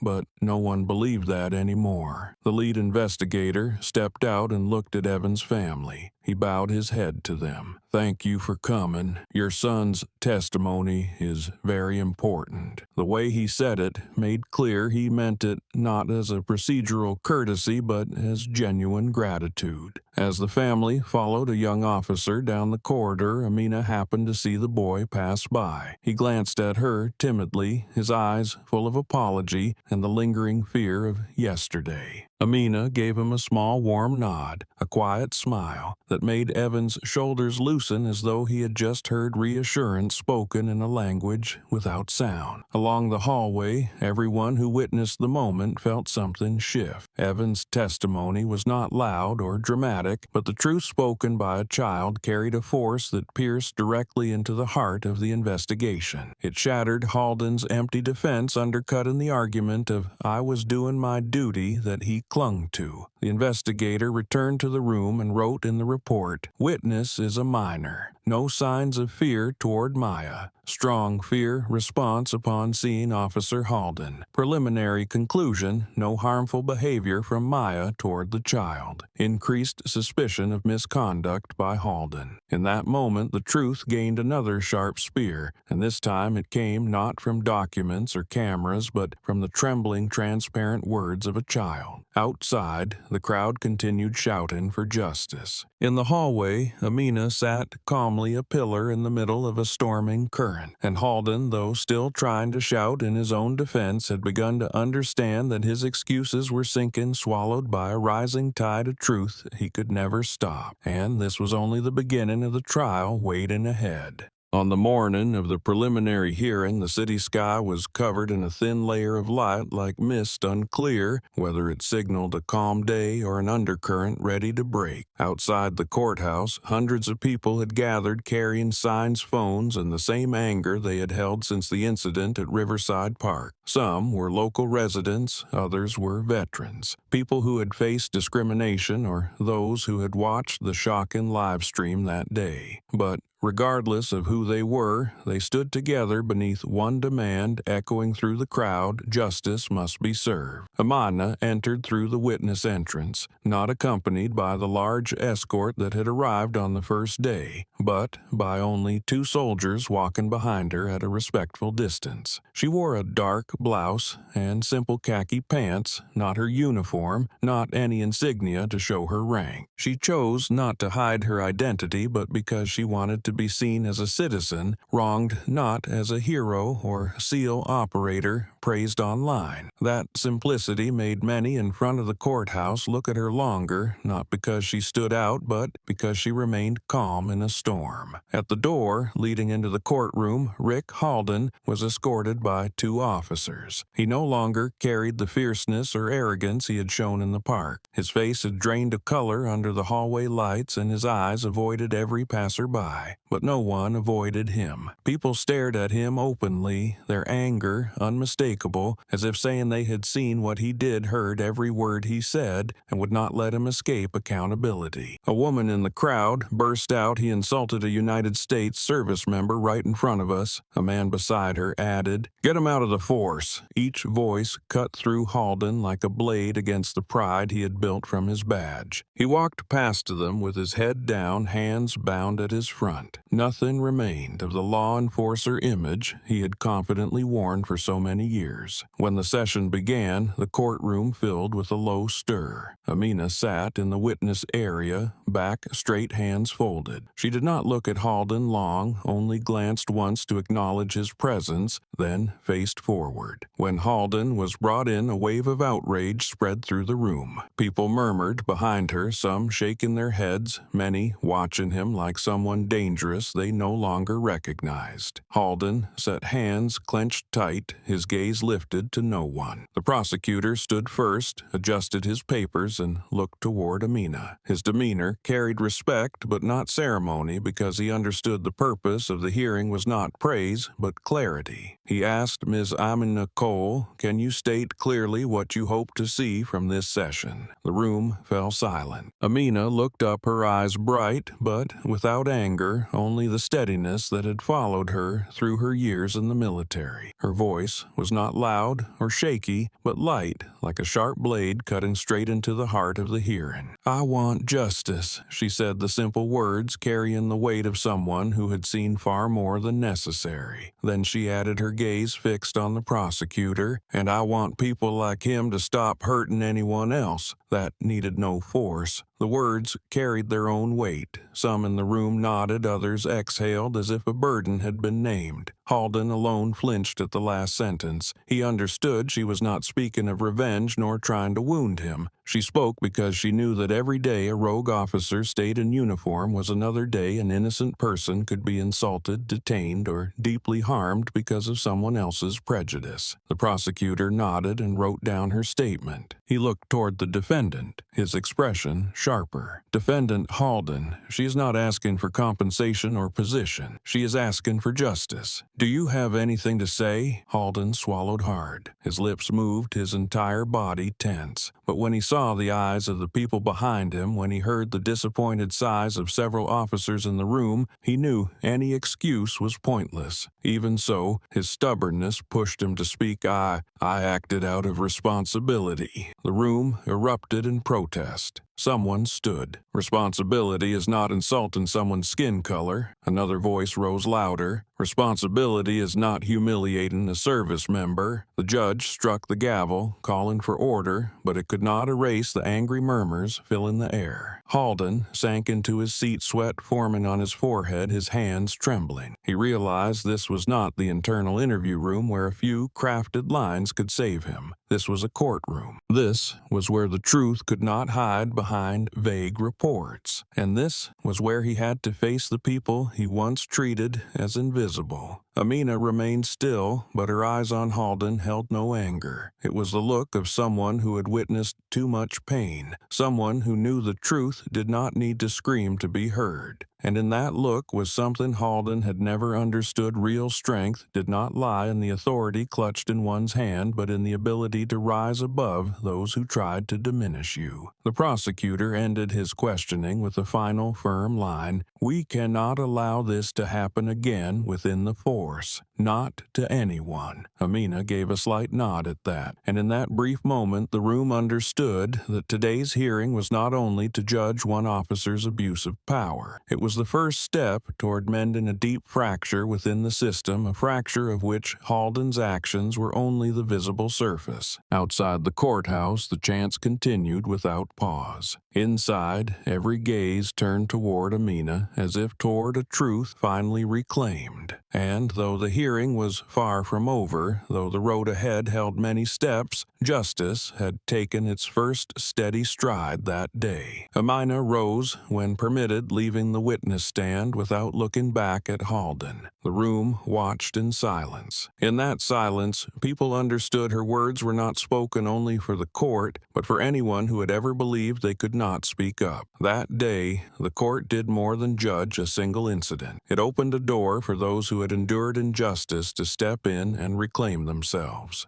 When the judge signaled for the prosecutor to play the video as evidence, the atmosphere in the courtroom dropped into a heavy stillness. The eyes of citizens, reporters, military officers, and even court staff were all fixed on the large screen at the front. No one spoke, only the sound of papers turning and the tense breathing of those watching. Halden sat at the defendant's table, his hands clenched so tight the knuckles whitened. He knew the video would destroy whatever thin excuses he had left, but he had never imagined it would be shown in a crowded courtroom where every gaze was ready to measure him by the very standard he had trampled. When the video began, Halden's image in the park appeared with stark clarity. His swaggering stance, the arrogant look in his eyes, the crude way he rifled through Amina's wallet, and the voice that cut through her composure. His words blasted through the speakers like accusations he could not retract. Everyone heard him shout, "Fake ID, fake badge. Why do you think you can fool me?" Then came the heavy laugh, followed by the most vile line he delivered, so harsh that several people flinched. "A black woman like you would only be cleaning trash for seals." The whole room reacted as if hit square in the chest. Someone let out a furious breath, and another person shot to their feet before being told to sit. A young woman covered her mouth, eyes reddening with anger. People in the back rows murmured each sound like a crack in the tightly held silence. They could not believe a police officer entrusted with protecting the community had spewed such rot at a woman who had done nothing wrong. The audio continued until the moment Halden threw Amina's badge to the ground. A shocked, angry "oh" rippled through the courtroom. A former service member in a blue shirt stood up, outrage spilling from his voice. He threw a SEAL's badge on the ground. "That is a national insult." Even with officers urging calm, the fury kept rising like a wave rolling from the back rows toward the front. When the video ended, the courtroom could no longer stay silent. People shouted, pointed at Halden, and demanded he apologize. The judge had to strike the gavel several times before the room settled. But even as order returned, anger still burned in every stare aimed at the defendant. Halden could no longer hold on to the composure he had tried to show. His face had gone pale. His lips trembled, his shoulders tightened as if buckling under the weight of the entire room pressing down on him. He stared at the wooden table, avoiding every eye. Yet, he still caught the cold looks from the senior officers watching him. Each look was a verdict on the career he had destroyed with his own hands. When the judge asked him to respond, Halden managed only a few broken words before his voice collapsed. I did not.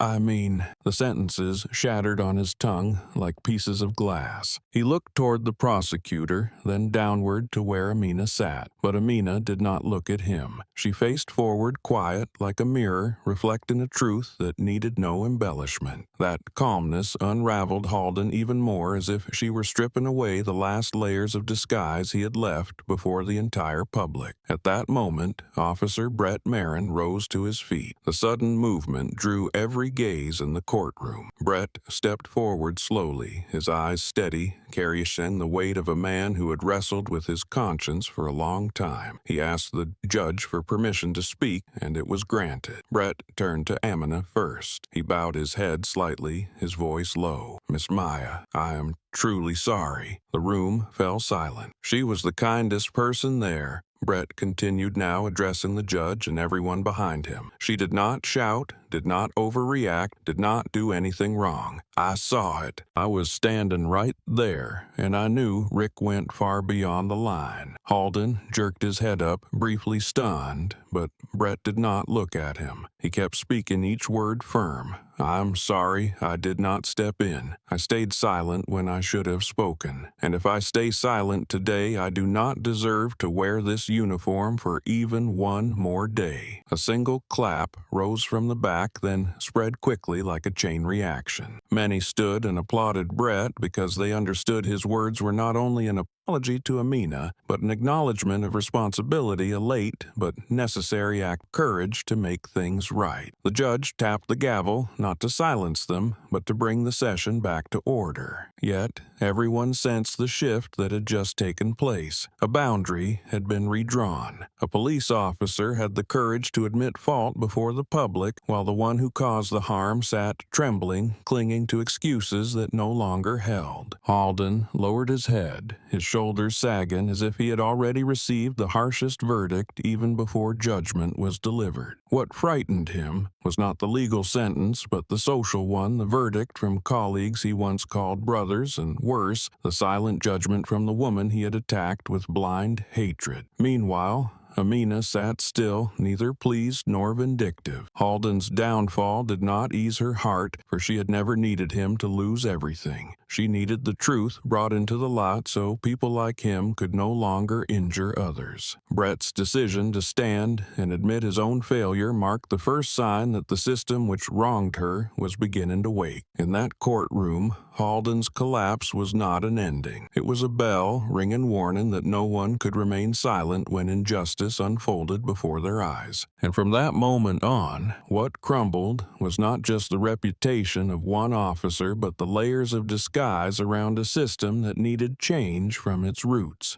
The air in the courtroom that afternoon felt heavy, as if everyone were holding their breath at once. Light from the tall windows fell across the wooden floor in long, angled streaks, adding to the solemnity of the moment about to unfold. The judge tapped the gavel, once the sound deep and clear, pulling the entire room into silence. He looked over the file, then looked directly at Halden, the man who once took pride in the authority of a police badge, but now sat slumped head down, his hands clenched so tightly that veins rose beneath the skin. Amina sat a few rows away, her eyes calm, not because she was indifferent, but because she had passed the point where emotion could sway her. She had moved through panic, collapse, and anger since that day in the park. Here, in this courtroom, she knew she did not need to demand anything more. The truth had been exposed and justice was standing at the door. The judge spoke, each word landing like the final lock on a chain of events that had shaken the entire city. After reviewing all evidence, witness testimony, and especially the video recording of the incident, the court finds the defendant, Rick Halden, guilty of abusing authority while on duty, engaging in racial discrimination during official conduct, and intentionally obstructing the duties of a federal service member. Soft murmurs rose throughout the room, but no one objected. They had all seen it with their own eyes, had heard every word Halden uttered, every act he carried out, every insult he hurled at a woman he knew nothing about beyond the color of her skin. The judge continued, his voice sharp and unwavering. For these offenses, the court sentences the defendant Rick Halden to 18 months of incarceration, along with required compensation for damage to reputation, health, and emotional distress for service member Amina Cole. The defendant is also permanently barred from serving in law enforcement. This time, there were no murmurs. Some people cried in relief, others nodded firmly because justice had stood on the right side. Brett Marin closed his eyes briefly, as if he were finally witnessing the consequence Halden should have faced long ago. The service members present kept their faces steady, yet their eyes showed full acknowledgement of fairness, as though the court had done exactly what they had hoped for. Halden remained motionless until two officers stepped behind him. When they signaled for him to rise, he lifted his head and looked around the room, his eyes filled with a defeat he had never known. He looked at the people who had witnessed everything and saw not contempt, but exhaustion and disappointment. Then his gaze drifted to the service members standing at attention, the same people he had once bragged he was on the same side with. Now, none of them looked at him as one of their own. When the cuffs closed around his wrist, Halden turned his head in search of the one face he knew was at the center of everything, and when his eyes met Amina's, his expression collapsed. There was no defiance left, no arrogance, no look of a man who believed he stood above others. There was only a man who realized he had destroyed everything because pride and hatred had blinded him. Amina rose when she saw him looking, not to appear more powerful, but because she believed some words needed to be spoken to close a chapter that had never been fair. She stepped forward once, just enough for Halden to hear. Her voice was low, steady, each word landing like a final period on the wooden floor. "You are not the one who was wronged," she said, her calm gaze making Halden shiver. "You brought this on yourself." No one in the room reacted right away because her words were not meant to humiliate, but simply stated the truth everyone had seen. A truth so obvious it needed no sharpness,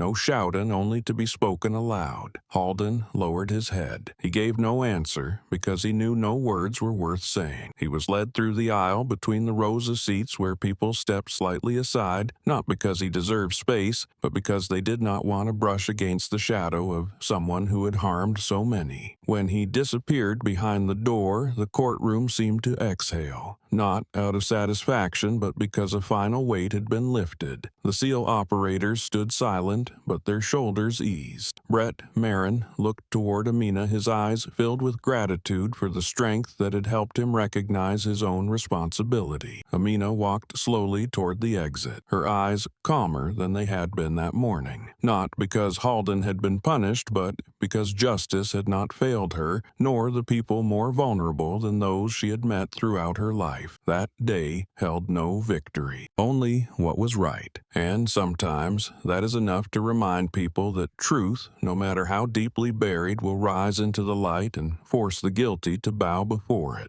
After the trial, the city seemed to enter a phase of stillness, though beneath that calm was the constant movement of a system being forced to change after a major shock. From the police department to the courthouse to the neighborhoods, the story of Amina and the incident at Riverside Park continued to be mentioned, but no longer with the heavy anger of the first days. Instead, people spoke of it as a turning point, a lesson, an opportunity for the community to look at itself. A few days after Halden's sentencing, the police department officially announced a large-scale internal reform program. It was not just suspending or disciplining a few individuals. This time, they organized mandatory training courses on anti-racism, public conduct, and nonviolent intervention methods. Every officer, from new recruits to longtime veterans, had to attend with exception. Instructors were sociologists, legal experts, and people who had once been victims of abusive power. Brett Marin was the first to arrive at the class. He sat in the front row quietly, taking notes without missing a word. Some colleagues looked at him with curious, uneasy looks, but Brett did not care. He understood that if change was possible, it had to begin with himself. He also understood that his silence on the day of the incident was part of what allowed Halden to sink deeper into wrongdoing. He took responsibility for that silence, and now he had to repair it. Meanwhile, beyond the department, the wave of sympathy for Amina continued to spread. Many residents sent letters of thanks, and many veterans sent messages telling her she had stood up not only for herself, but for those who were more vulnerable. But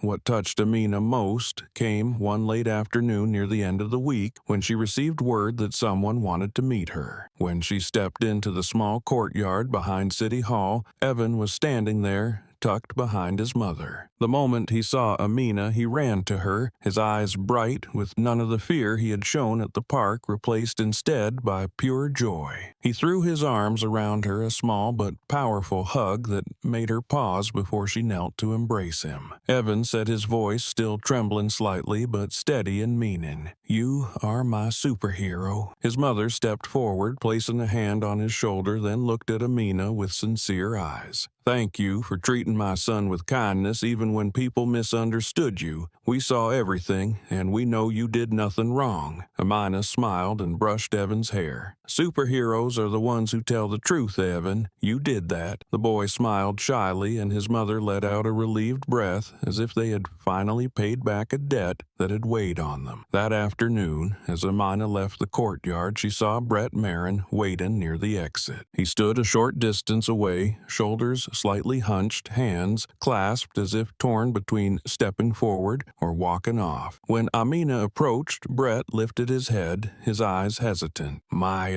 He paused a moment, took a deep breath, then spoke with a sincerity he rarely showed. "I know the apology I gave in court was not enough. I want to say it again here, where there is no pressure or cameras. I am sorry I did not stop, Rick. I am sorry I stood there while you were insulted. I want to change. I do not want to repeat that mistake." Amina looked at Brett for a long moment. A quiet space stretched between them, but it was not heavy. It felt like room for two people to face the truth without hiding. At last, she spoke, her voice soft but clear with every word. No one is born to hate anyone. We learn it from society, from fear, and from the wrong stories. What matters is the side you choose. Brett bowed his head, and for the first time in many years on the job, he felt her words like a strong line drawn across the boundary between duty and true responsibility. Amina did not forgive on behalf of the system, but she gave him the chance he needed to become part of the change. In the days that followed, Amina received more invitations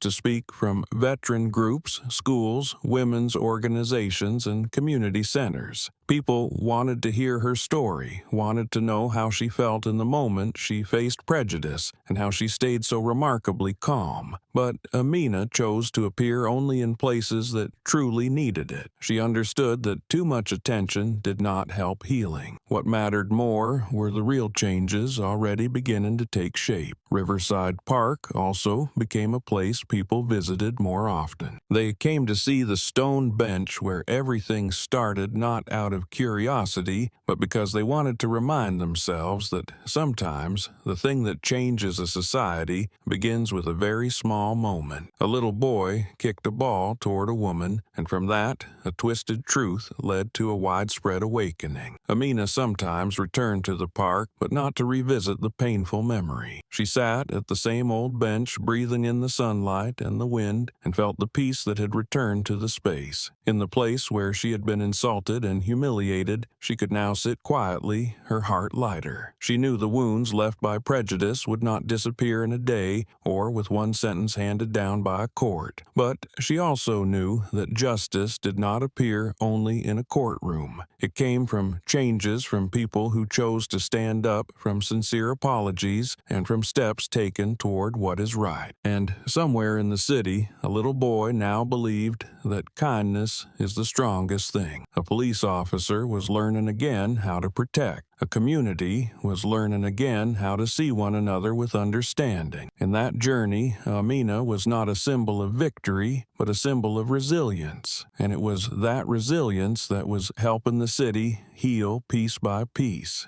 On the morning, Amina returned to the military base. The early sunlight softened the long gray barracks stretching before her. She walked through the security gate with a small backpack on her shoulder, her stride calm yet steady. The guards recognized her and saluted not because she had become well known after the incident, but because they knew she was a teammate who had endured far more difficult missions than anything the news described. The peace in her steps did not come from pride and victory, or from feeling vindicated, but from something simpler, that justice had been carried out as it should. Leaving the flag courtyard, Amina passed the familiar buildings where the sound of boots striking the ground and the crisp voices of commands echoed every morning. Everything unfolded as usual, but to her it all carried a different meaning. The incident at Riverside Park had not only exposed the darker corners of society, but also affirmed the belief she had carried through the years she wore her uniform, that a soldier must never turn away from injustice, even when that injustice does not occur on the battlefield. They did not fight to become powerful, but to protect the most vulnerable people, even when they themselves were the ones harmed. As she walked past the training field, Amina paused for a moment and looked up at the clear blue sky. The clouds drifted slowly, as if they no longer carried any weight. She quietly spoke to herself, her voice low but firm. A soldier's mission is not to be stronger than others, but to protect those who are looked down on. It was not a slogan, but the distillation of everything she had lived through. Every time she faced danger in combat, every scar with its own story, and that fateful afternoon at the park had all led her to this understanding. After completing the paperwork to return to her unit, Amina met privately with her commanding officers. They told her she could take more leave if she wished, but she shook her head. She did not need rest to forget what had happened because she had already moved past it. Emotional wounds were not what would bring her down. What made her strong was not weapons or skill.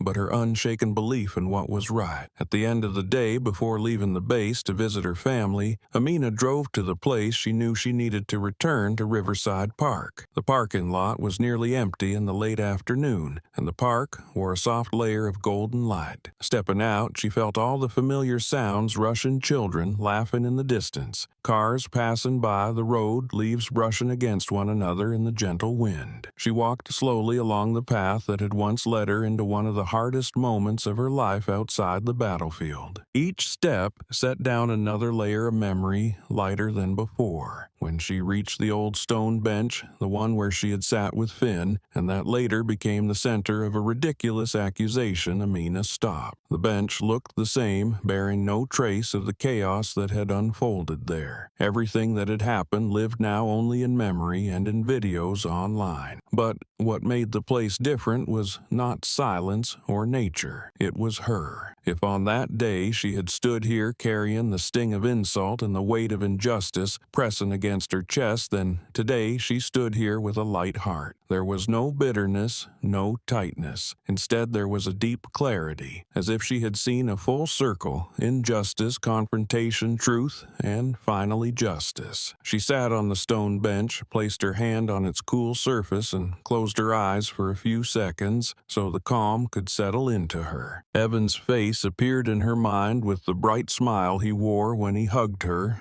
and called her a superhero. The memory of Brett Marin and the sincerity in his remorse made her exhale softly, because she knew not everyone had the courage to admit they were wrong. Even the shadow of Rick Halden, though it had left its wounds, was part of a larger change. When she rose to leave the park, Amina's steps were light as wind. She did not look back at the bench because she did not need to. She had reclaimed something that had belonged to her for a long time: her peace. The path leading out of the park stretched before her, and in that moment Amina understood that her story was no longer just about a victim and the person who harmed her. It had become a story about a city learning to correct itself, about a person who faced and rose above prejudice, about a truth that could not be buried by shouts or by power. As she neared the park's gate, she looked at the sky again. The sunset spread out like a thin blanket, softening everything beneath it. Amina told herself that even if the world outside was still full of wrongs and full of people like Halden, there were also days when things were put back in their rightful place. And if justice ever arrived late, truth would still be the final voice, stronger than anyone who tried to silence it. Amina kept walking, blending into the people heading home, her heart steady. Her story closed here, but the lesson it left behind did not disappear. If justice is not given to you, let truth speak for itself. And sometimes that truth is strong enough to change an entire city. The last sunset of the story settled over the city in a soft glow, as if all the turmoil had finally reached its point of calm. After days of facing the storm, Amina stood at the gate of the military base and felt the peace she thought she would not regain for many months. The journey she had just endured was not a battle on a field, but a battle between truth and rooted prejudice. It began in a quiet park where a chance meeting turned into the center of chaos, and it ended in a courtroom where justice was spoken aloud more clearly than ever. The story began when Amina, a female SEAL on leave, took an afternoon walk in Riverside Park in the late summer. It should have been a peaceful moment to steady herself before returning to duty. Her brief meeting with young Finn and the innocent laughter of a child had made the park feel warm and familiar. But that peace did not last. People passing by saw a black woman in SEAL gear sitting next to a white boy and became suspicious and called the police. One skewed glance was enough to turn her into a target of distrust, and from that moment the spiral of prejudice began to unfold. When Rick Halden appeared, he did not arrive as someone protecting the community, but as a man looking for a target to unload his arrogance and prejudice onto. The insults rooted in race and gender fell on Amina immediately. The doubtful stares, the murmurs, the twisted assumptions pushed her into a place she did not belong. Young Finn came back back to return her wallet,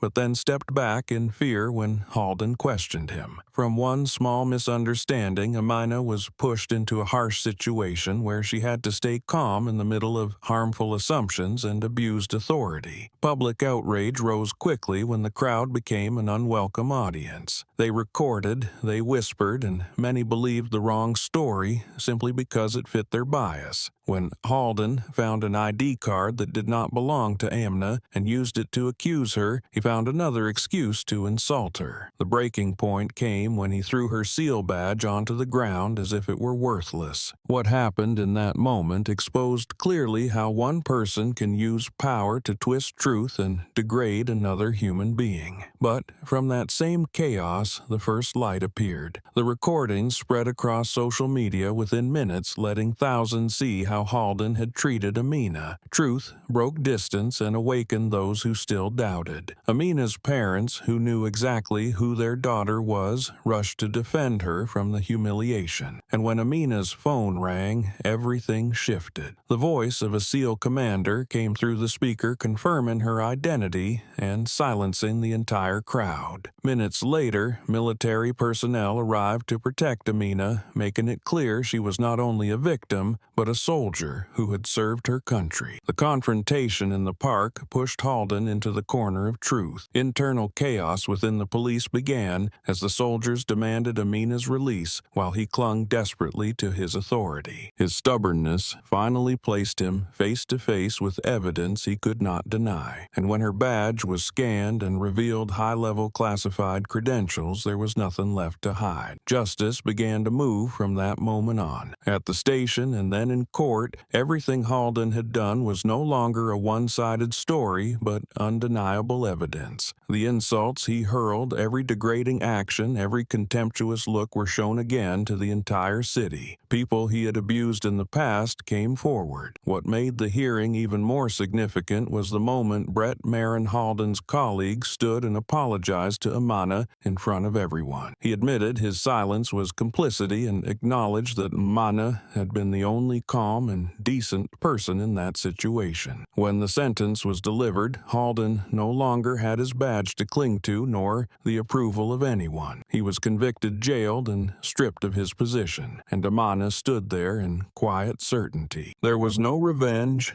no threat, only a soft, sharp line. You brought this on yourself. But the story did not end there. The city changed. The police department reformed. Anti-racism training programs were launched. And those who witnessed that day all learned something from Amina. Young Evan hugged her and called her a superhero, not because she was strong in the usual sense, but because she remained steady and kind even while being insulted. Brett Marin asked her for a chance to become a better man. Amina answered that choosing to stand on the side of kindness is what truly defines a person's worth. When Amina returned to the military, she carried no resentment. She carried the lesson that real strength does not lie in titles, ranks, or combat skills, but in protecting what truly needs protection. The ability of a soldier is not about defeating an enemy, but about holding one's ground under pressure and injustice. What this story leaves behind is not merely the journey of a black woman who was abused and then vindicated. It is a reminder that society will always have corners that force us to confront ourselves, that sometimes injustice does not appear in the shadows, but in broad daylight right in front of everyone, and more importantly, that justice has no fixed form.